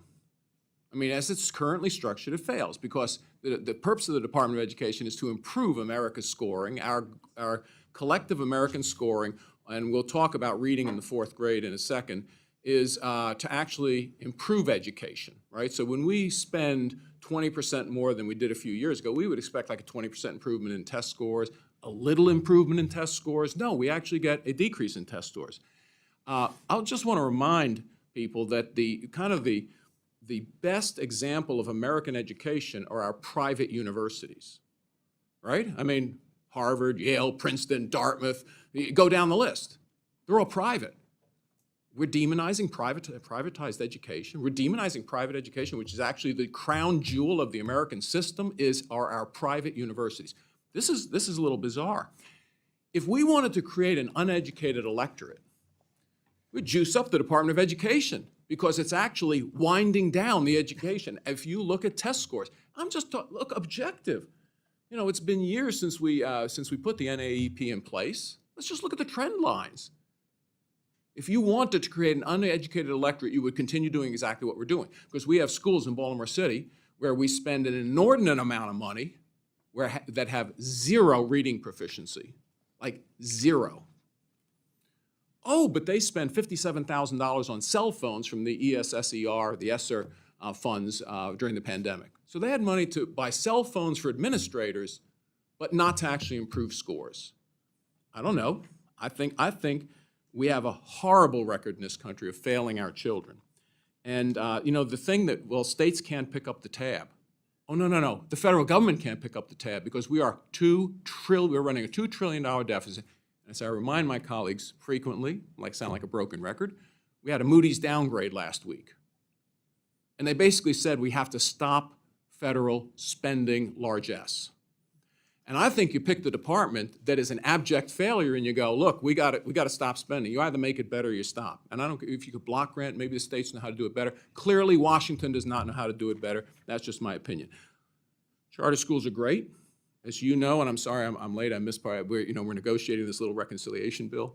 And it does include, for the first time, a federal voucher program.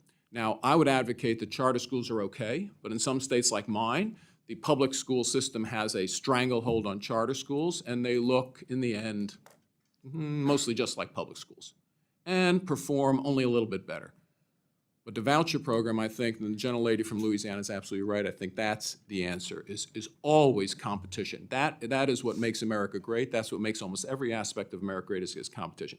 I will ask you about the Mississippi miracle, and I want you to describe it and how important it is that we actually convince all the states to do what Mississippi did because of its tremendous improvement in test results. As a result, Madam Secretary, if you could explain the Mississippi miracle. And I'm sorry, maybe you did already, but if not, I didn't. Please explain And I'm it. happy to. The Mississippi Miracle was really about their reading program.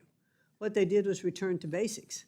What they've done in Louisiana, what Texas is now looking at, what other states are looking at too, and that is the returning to the science of reading. I did talk about that a little bit earlier, the science of reading, which is getting back to phonetics and teaching the way that students learn to read better in the beginning. And we are seeing incredible improvements. Mississippi Miracle, I think Mississippi was number 3 from the bottom in terms of their proficiency in reading. And through this program that they launched, they've come up to number 20, maybe a little higher by now. But that was a huge jump.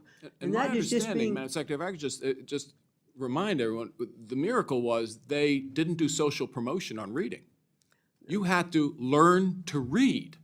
Yes. when you left the third grade, because the studies are pretty clear. The STAR study in Tennessee, pretty clear. If you don't read by the end of the third grade, forget it. Everything beyond there requires reading skill. You will fail in the rest. I'm sorry I interrupted you if you No, want. but that's exactly right. And as I said earlier, up through third grade, you're learning to read, and beyond that, you're reading to learn. Yeah. And you're right. You cannot be successful if you cannot read. Yeah, and our current policy just condemns, unfortunately, frequently, inner city youth to a life that is, we condemn them to a life where they can't read, and because they can't read, they won't succeed like everyone else does. So I congratulate you for your efforts, Madam Secretary, and I yield back. Thank you. Thank you, Mr. Chairman. And thank you, Secretary McMahon, for being here in our committee hearing this morning. You know, I believe we are very fortunate to have you. And I think President Trump made an amazing pick when he nominated you. And I think you will take the Department of Education to where it needs to be. And that is supporting the states, sending education back to the states.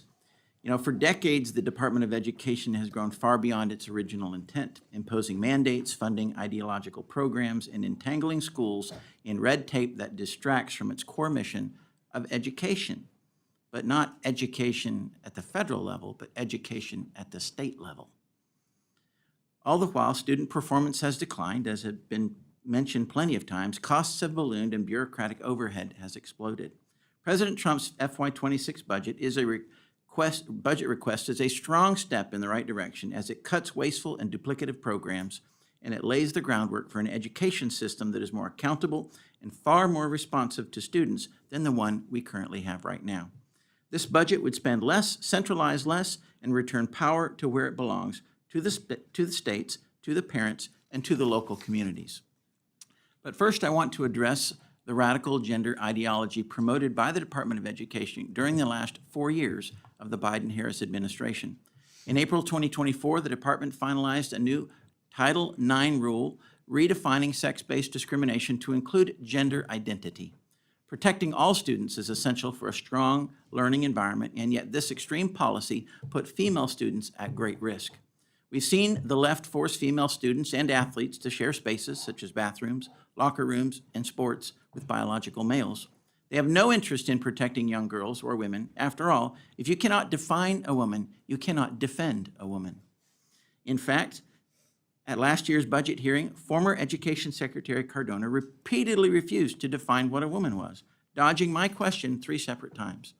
So, Secretary McMahon, can your Department of Education now define for me what a woman is? Me. Perfect. I was born a girl, and I grew to be an adult woman. Thank you. Thank you. It's refreshing to see that the Trump administration and the Department of Education, with you at the helm, is returning to common sense policies grounded in biological reality to protect young girls in schools. I was proud to see President Trump on his first day in office sign an executive order to push back against gender ideology and restore biological truth in federal policy. Surrounded by young female athletes, he also signed an order effectively banning biological males from women's sports and spaces. President Trump took swift action to end the left's harmful agenda that has endangered and devalued women across the country. Remarkably, just 1 day after the order was signed, the NCAA updated its eligibility policies to prohibit biological males from competing in women's sports. Secretary McMahon, as you know, President Trump signed an executive order on March 20th, 25, to dismantle the Department of Education. And I'd like you to clear up some misconceptions about this executive order. Can you confirm that the President's budget fully preserves critical funding for schools, specifically Title I Part A for low-income districts, and special education funding under the Individuals with Disabilities Education Act, while also targeting wasteful bureaucracy, but not the essential resources that students and teachers rely upon? Yes. Thank you. Thank you. Since 1980, taxpayers have spent nearly $3 trillion on federal education funding. Per pupil spending in public schools has skyrocketed since then, yet test scores, as has been mentioned many times, have failed to improve meaningfully. Reading and math scores have either flatlined or declined according to the National Assessment of Educational Progress. Does streamlining bureaucracy at the Department of Education mean students and teachers will receive less funding, or does it actually ensure that more of each dollar reaches the classroom? More of each dollar will reach the classroom because we're eliminating a lot of the bureaucratic red tape that takes time and money to comply with. Thank you. Thank you.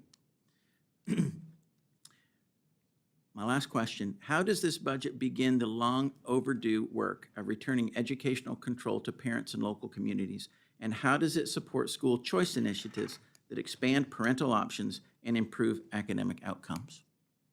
Well, thank you, sir, for that question.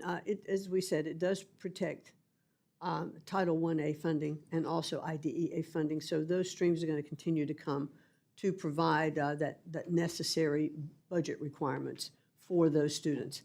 But just by, as I've been speaking about, the president's looking at making sure that no student is imprisoned, if you will, in a failing school. That should not happen. So he wants to have more options, more opportunities. One of those is through increasing the charter school budget. He doesn't say charter schools are the be-all and end-all. He's simply saying it is a choice. If the public school is not providing the kind of education that student needs, and there's an opportunity for a charter school, or there's an opportunity for that child to attend a Catholic school or to be homeschooled, how can that child, under the supervision of its parents and working with the local school system, get the best education possible? It can't happen efficiently from Washington, D.C. It needs to happen on a local level. And that's the president's goal and intent, to improve education in our country. He was absolutely angered and embarrassed when he saw what the national scores were. And he said openly when he was campaigning that this cannot stand, that America, in order to continue to be the superpower and the #1 country in the world, we have to have the best education in the world. We have to provide equal access to quality education for every child in America, and that is his goal. Well, thank you. That is very refreshing to hear, and thank you for your strong leadership, and I yield back. Thank you. We will now move to the second round of questioning, and we'll cut back on the timing a little bit to make sure everyone gets their questions in, so we'll go with a 3-minute round. And I'll start with Ranking Member DeLauro. Thank you, Mr. Chairman. I want to hit back on TRIO for a second. Your budget justifies the elimination of 2 bipartisan college access programs, as TRIO and Gear Up. And you claim, and this is a quote, access to college is not the obstacle it was for students of limited means. What is your basis for that claim? Simply because we have more programs reaching into the communities and schools are being more active in recruiting those schools. And if they're not, they should be. Because it is, I believe, up to schools also to be reaching in their communities and the state level. And so if we can be helpful and looking at programs that can help with that kind of outreach from the state level, then that's what we should do. Well, let me just, data is clear. Students from wealthy families are almost 3.5 times more likely to attend college than students from low-income families. And 76% of students from the upper income bracket complete college in 6 years versus 48% of students from the bottom income bracket. As Secretary of Education, you cannot look away from the needs of youngsters from low-income backgrounds hoping to get a college education or a technical education. How can you justify the elimination of TRIO and Gear Up when we have so much more work to do on college access? I refer you to a document by the Brookings Institute that talks about the college enrollments vary depending on the socioeconomic status of a student's family. So TRIO and Gear Up, which has been a bipartisan effort, I can still hear the voice of the chair at the time of this subcommittee, Ralph Regula, who spoke eloquently about the benefits of TRIO and Gear Up, and the chairman of the full committee, with whom I have put bills together over the years, a mutual support of the issues of TRIO and Gear Up, because what kind of access it provides to youngsters from lower income families, and to deny people that opportunity because of some, I don't know what your decision is based on. What is the study? What is the scholarship? Except some construct that you or the president or Elon Musk has come up with, that it is not an obstacle for students of limited means. Do you have any idea how people live here in this country today? People are living paycheck to paycheck. Their wages have not gone up. And they find themselves wanting to figure out how they can pay their health care costs, how they can pay their housing costs, how they can put the food on the table, and how they can get their kids educated. Let us see the studies, as Mr. Simpson pointed out. We just want to see it. And the decision-making, what was this based on? Except someone's whim or idea. I yield back. Thank you, and I now recognize myself for 3 minutes. Madam Secretary, I appreciate your emphasis on reading, and I think that is really very important. It certainly opens up a whole opportunity for students. Another area where there's an opportunity for students that if they don't make the most of that opportunity, it really limits their capabilities, and that's in middle school math. And by that I mean if someone engages in middle school and learns math and is competent in math, that opens up doorways for math, for science at the upper levels. If they don't, they consider themselves not a math person and disengage, and we lose a lot of people who could be very strong in the STEM fields. I wonder if that's something that you and the department could factor in terms of innovative partnerships with states as well as the private sector, because I do believe math and science students are going to be vital to compete in the years to come. Well, that is, I would like to see more public-private partnerships, especially clearly at the state level. As I have I visited a few schools now, and I have seen some of the private partnerships where the companies are coming in and they're bringing, let's take, for instance, one of the ones that I saw just recently, robotics into schools. I went into a school classroom where kids were not very much engaged in math, and suddenly they had the opportunity now to work with these robot components and these robot kits. In fact, I think former Governor Sununu up in New Hampshire actually activated one of these programs in New Hampshire, that the company provided these kits, and the kids who suddenly took these kits, they had to have motor skill coordination, they had to learn what the spatial relationship was to attach all of the parts, and so then they would have competitions, and suddenly, when they had to figure out, oh, I need a 2-inch piece for this, or a 1.5 centimeter for that, whatever the math they were looking at, they suddenly were making that connection with the math because they were doing something with hands-on skills. I think we can just look at how we're teaching things differently and looking at a lot of those projects that are being brought in by the private sector. They get great results. Thank you, and I just want to get your thoughts on the activities of the Chinese Students and Scholars Association in America that's collectively overseen by the CCP's United Front Work Department. According to one academic estimate, the China Scholarship Council funds around 18% of all Chinese national students in the United States. And the CSC is a Chinese government-run talent recruitment program overseen by the Ministry of Public Security, among other government agencies, that directs students' research priorities and requires students to sign loyalty pledges to the CCP.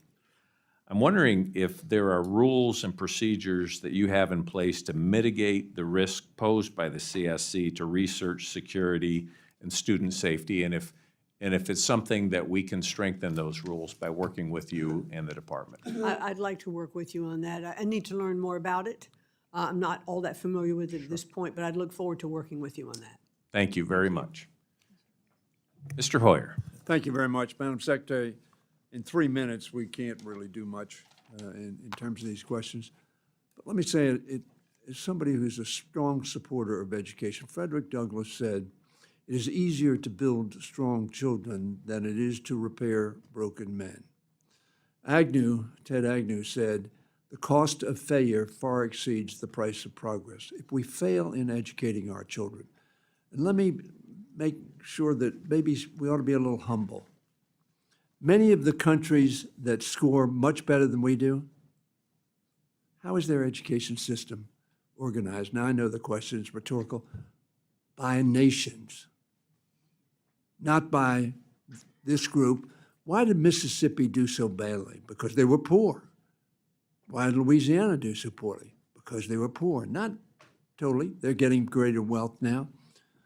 But we ought to be working together, because I can't believe there's a member of this dais or sitting before us that doesn't want children to do better. Why? Because we're in a very competitive world. And we ought to be humble enough to understand that the nations we're competing with, you mentioned China, they're turning out some pretty damn good people that are competing very heavily with us in a federal government organized system. Does that mean we ought to go to that system? Absolutely not. Do we like our freedom and individual effort and innovation? We do. But yelling at one another and pretending that you Democrats are all for, just mediocrity. This is absurd. Any more than I would look to the Republican side of the aisle and don't think they want Frederick Douglass's vision to be realized. We all do. But this is not a cooperative administration that says they want to close down the Department of Education without saying how we're going to replace it, without doing some study, without coming to the Congress and say, let's talk about this. Let us presume that we do want similar objectives, and that is a well-educated, healthy country. And so I would urge you to be part of that conversation, not part of that directive that we're going to shut down this agency. I don't think this agency is going to be shut down. I don't think the will of the people, as reflected by the Congress, is going to affect that end. So, I think you've been very articulate. I care deeply about this. As I told you, there are 86 Judith P. Hoyer Early Childhood Education Centers in our state, where she brought everybody together, full service, not stovepipe, not you're a teacher, you're a nurse, you're a social service, you help parents have housing. She brought them together. We have 86 of those centers. And we need to bring America together in saying we're not accomplishing an objective we all know is critically important, and that is making sure that every one of our children is not a cost to us, but a contributor to the welfare of our country. Then America will be great. Well said. I certainly appreciate that. The fact is, sir, with all due respect, we have failed with everything that we've put in place, with programs of the best of intentions, of working together, and we've not done it well enough. But we have failed our students to look at these scores. We have to do something different. I definitely want to work with Congress, because that is the only way I think that we can achieve our goals, is working with Congress, and I look forward to that. Good, thank you. Representative Bice. Thank you, and thank you, Madam Secretary, for staying some additional time. I want to circle back on my final question in the earlier round in regards to the anti-Semitism we've seen across the country, not only in colleges and universities, but also in elementary schools across the country. I mentioned I have an individual, a friend of mine, whose daughters were at a public school. They were harassed, and the issues were not addressed, and the parents were forced to take their children out of a public school and put them into a private school for their own safety. And so I'd like to hear, you wanted to, I think, follow up on that issue, and I wanted to give you the opportunity. Well, thank you. I certainly, the president has made it very clear that he does not condone any kind of discrimination, racial, and especially we've seen it, religious, we've seen it across our college campuses, some of the most elite in the country. And we took very strong and very decisive action against those universities who clearly were not protecting Jewish students against anti-Semitism, against some, when they were anti-Semitic, those that were attacking them. When you've seen students barricaded in the library and others pounding on the glass, going, "Death to Jews, death to Israel, death to the United States," that is unacceptable in our college campuses. And we reacted. We reacted to Columbia. First did not, that happened, this incident happened at Columbia. And I met with the president of Columbia. I've had 2 conversations now with the current president of Columbia. We've talked about things that we need to do at those universities. We want to be able to be supportive, but those universities, albeit they're private, do receive federal funding.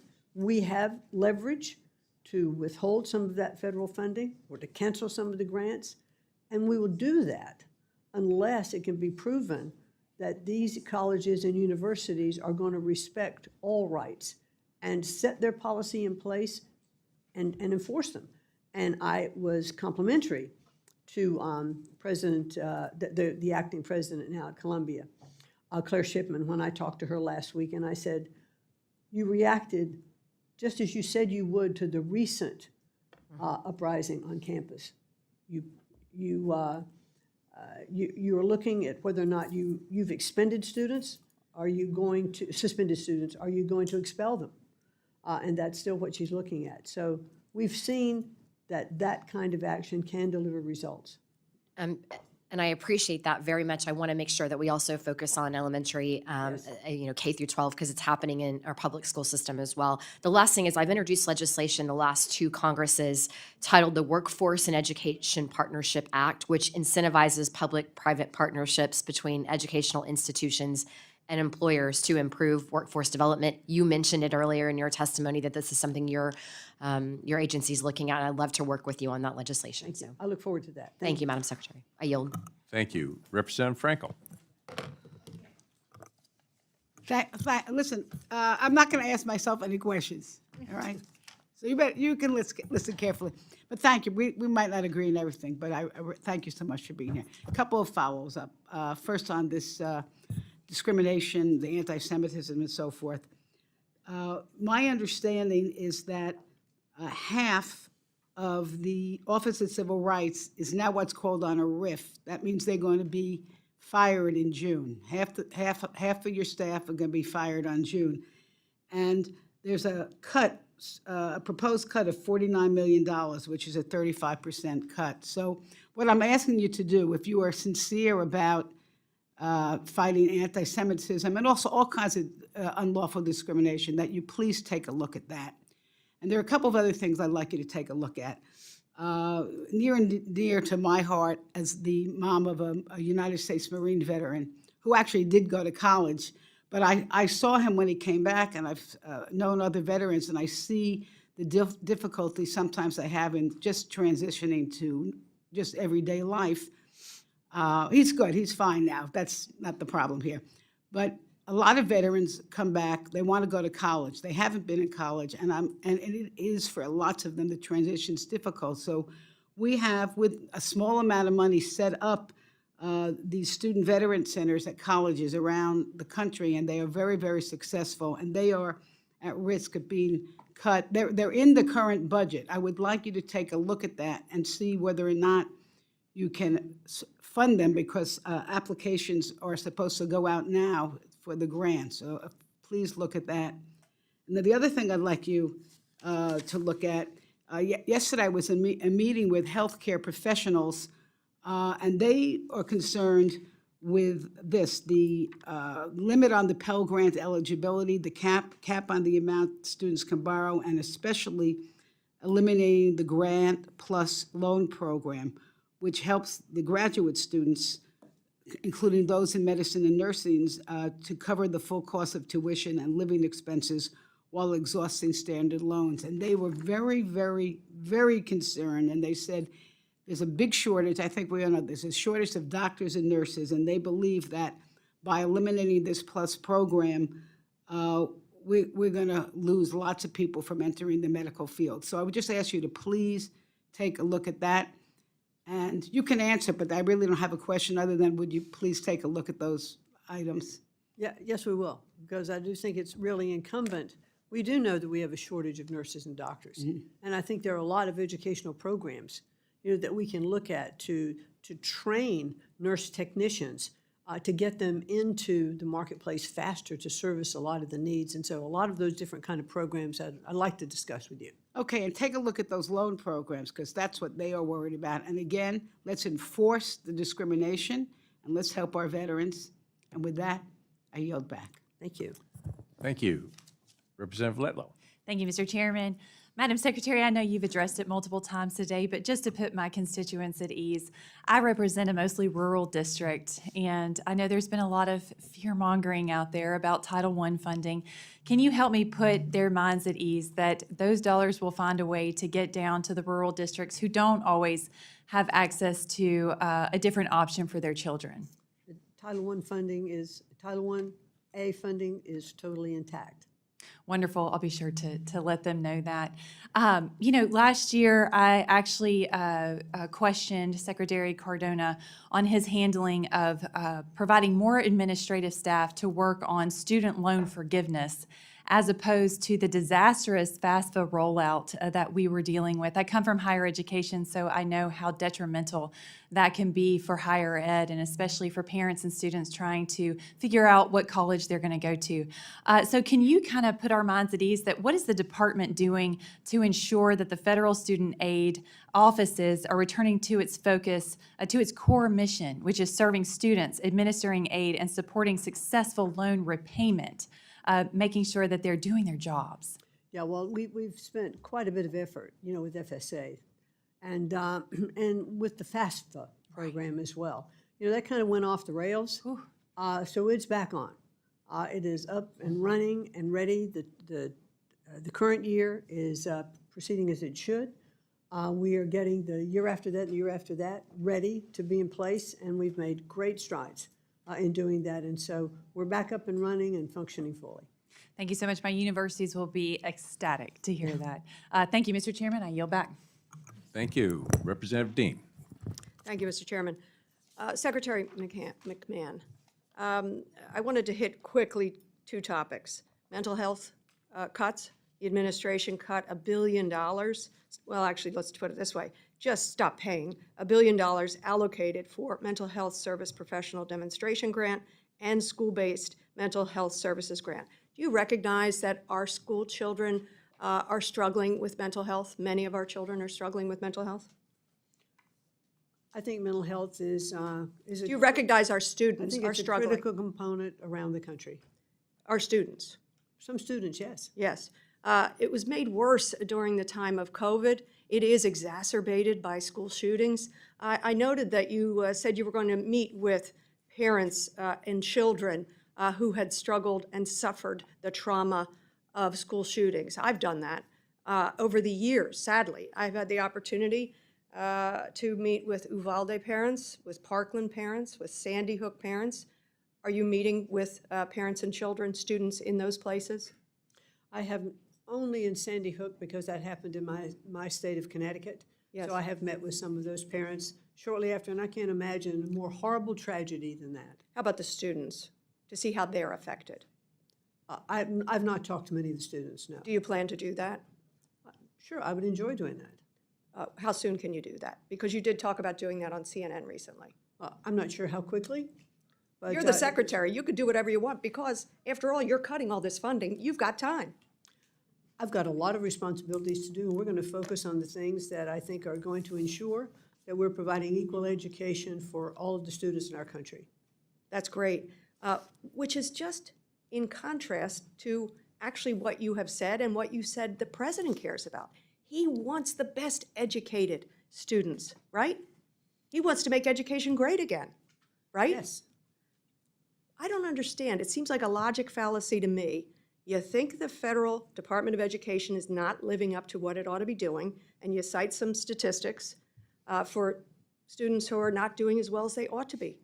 And yet you decide that the answer to that is not to check on these investments and make sure students are achieving.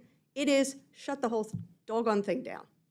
Well, That doesn't make any sense. Well, I think the fallacy is the way you're stating it. And what I have looked at and said from the very beginning, we have failed.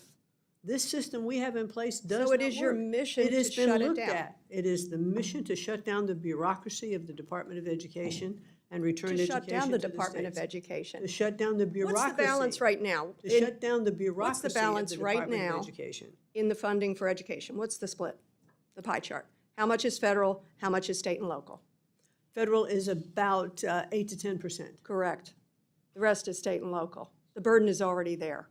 And you don't want to come up with the 8% to help our kids succeed, to help their mental No, no, health, what- excuse to me help just a second. kids with No, disabilities. you're wrong. You're It misstating. is a logic fallacy. No, you are misstating. The funding, it's not taking away all of this funding. I've already said Title I-A funding, IDEA funding is still going to come into How about the mental states. health funding? There may be some more of that funding if HHS oversees then. But the president mental has funding, unconstitutionally then cut off therefore the that grants. funding may come into those states. How So I about- think we have to see how about how the students full with budget disabilities? happens. How about And I think students? we have to see what those programs are that are going to best serve every student and not just be put by the wayside. As I said, you on page 1 of your testimony, The you said gentlelady's time the has president's expired. vision is to make education great again. It's a logic fallacy, but I guess we're not going to teach our kids about logic fallacies. Thank We you, and we haven't yet with the Department of Education in place the way it has been since 1980. I'm on the record of ruling for change. I now recognize the ranking member for her closing statement. Thank you very much, Mr. Chairman, and thank you, Madam Secretary, for being here. I appreciate your time and your effort. Let me just repeat. State and local taxes overwhelmingly pay for education in this country.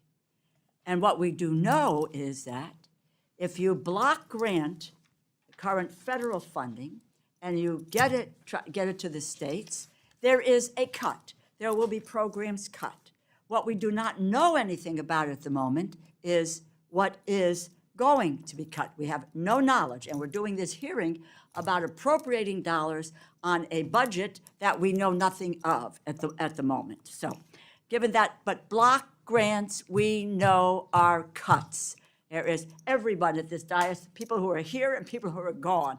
And more than anything else, the states know that. You talk to any governor, and they will tell you they're going to cut our funding. And I dare to say there are not a lot of states today and a lot of governors who have the resources that they will need in order to be able to continue these programs. Let me also say, Madam Secretary, as I said in my remarks, you have no authority to dismantle the Department of Education. The President has no authority to dismantle the Department of Education. And yes, the Supreme Court has opined on that with Supreme Court Justice Scalia saying there's no inherent authority. And there's plenty of other cases and court determinations that it's not there, so you don't have the authority. You do not have the authority to steal congressionally appropriated dollars. That is in the United States Constitution. I hear people in the administration talking about adhering to the Constitution. Article 1, it's there. So what you are doing now, get to your budget for 2026, what's happened right now is unlawful. It is unlawful. And you have really unlawfully created and recklessly canceled grants for mental health, for the professionals in our schools, for psychologists, counselors, social workers, grants to support effective educator development, teacher quality partnership grants to make sure that more qualified educators are entering classrooms and relieving local teacher shortages, the Institute of Educational Contracts to researchers so we can learn about what works and what doesn't work to improve student literacy, which you care about, reduce chronic absenteeism, ensure college students complete their degrees so that they can get a good job. You have no authority. If children, teachers, principals benefited from a federally appropriated program in the last school year, they should benefit from that program this school year and not be subjected to any unlawful chaos that you seek to impose on them. You said right here, and several times this morning, that you will abide by the law. And I believe that. The law is 2025 budget is under a continuing resolution based on the 2024 budget, which has pages of directives as to what can be, what are the resources for, what the programs are for. As I understand you and your commitment to abide by the law, which means that we are going to reverse these efforts that apply to 2025. And we will hold you accountable to that. I am glad to hear that you will abide by the law. And we all know what the law is. It was passed in the House. It was passed in the Senate, Civics 101, and the president signed it. It's the law of the land. You can't back off it willy-nilly. Let me mention just, I have a copy here of the table, Labor, Health, and Human Services and Education-related agencies here. And this is, move to the 26 budget. And people need to know this. Impact aid, we have no information about. Comprehensive Literacy Development Grant, eliminated. Innovative approaches to literacy, eliminated. We go to school improvement programs, most of it to be determined. We don't know where it's all going here. Indian education, no info, to be determined. Innovation and improvement. Basically, there's money for the charter schools, but everything else is to be determined. Safe schools and citizenship education, no information. English language acquisition, eliminated. I go back to my father. Couldn't read or write the language. They laughed at him and he left school. We do have kids in our schools who need to have English language and to do it quickly. That's what we talk about here. Special education, rehabilitation service and disability research, no info. Special institutions for persons with disabilities, no info. Career and technical and adult education, training, no info. And we had the Secretary of Labor here just a few days ago, and they have eliminated adult training and youth training in the WIOA programs here. Adult education here, eliminated. We don't know what will happen to Pell Grants. That is to be determined.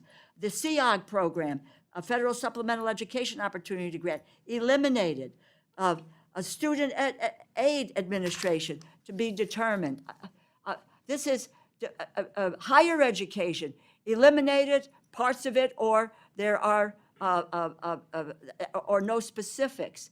International education and foreign language, no specifics. Post-secondary programs for students and intellectual disabilities. You got federal, you got TRIO and Gear Up, eliminated, no specifics. Teacher quality partnership, eliminated. Child care access means parents in school, eliminated. Fund for the improvement of post-secondary education, eliminated. Well, Howard University, no real specifics in that effort. Long and the short of it, this is the table that this committee with appropriations is what we're doing is without any information, we are being asked to provide resources, and resources that have been cut by 15%. The $12 billion, we have no idea where it's coming from. So the 18 programs are getting eliminated, replaced with a block grant that's cutting $4.5 billion, and we have no idea and no detail of what is on the chopping block. That should say something to my colleagues on the Appropriations Committee, because this is our job. The role of Secretary of Education is an enormous responsibility. The American people look to the man or woman who holds this post as someone who performs their responsibilities with deep knowledge of our public schools and colleges. But when you opine about strategies to improve literacy, how to improve academic achievement, or help people get a college degree, I struggle to see why the public should look to you as such an authority. What experiences, what knowledge did you bring into this role that should give them any confidence that what you say or what the administration is saying is credible in terms of the future of their children? It is beyond distressing, Madam Secretary, to see public education decimated, and as I said in my remarks, not on our watch. I yield back. Thank you, Ranking Member. And Madam Secretary, I want to thank you for being with us today and for your testimony. I've been very encouraged to hear about your efforts to make American education great again, and you're doing it by empowering states to take back the reins of education from the federal government in Washington, D.C., and also encouraged by your efforts to put families at the forefront of their children's education, which is where it should be, and by emphasizing parental choice, charter schools, and other education freedom policies. Nothing is more important to parents than the education of their children. Similarly, I'm pleased to hear about your efforts to rein in waste, fraud, and abuse within the department. And finally, I'd like to thank you for your efforts to ensure that both K-12 and institutions of higher education adhere to civil rights laws, especially to address discrimination. As you noted in your testimony, every student deserves an education free from bias, unfair treatment, or ideological agendas that undermine equal opportunity. So thank you again, Madam Secretary, for your hard work and for joining us today. And we look forward to partnering with you as we just consider the department's budget request. And with that, the hearing is adjourned. Thank you very much. We've got to get her to our next meeting. Thank you.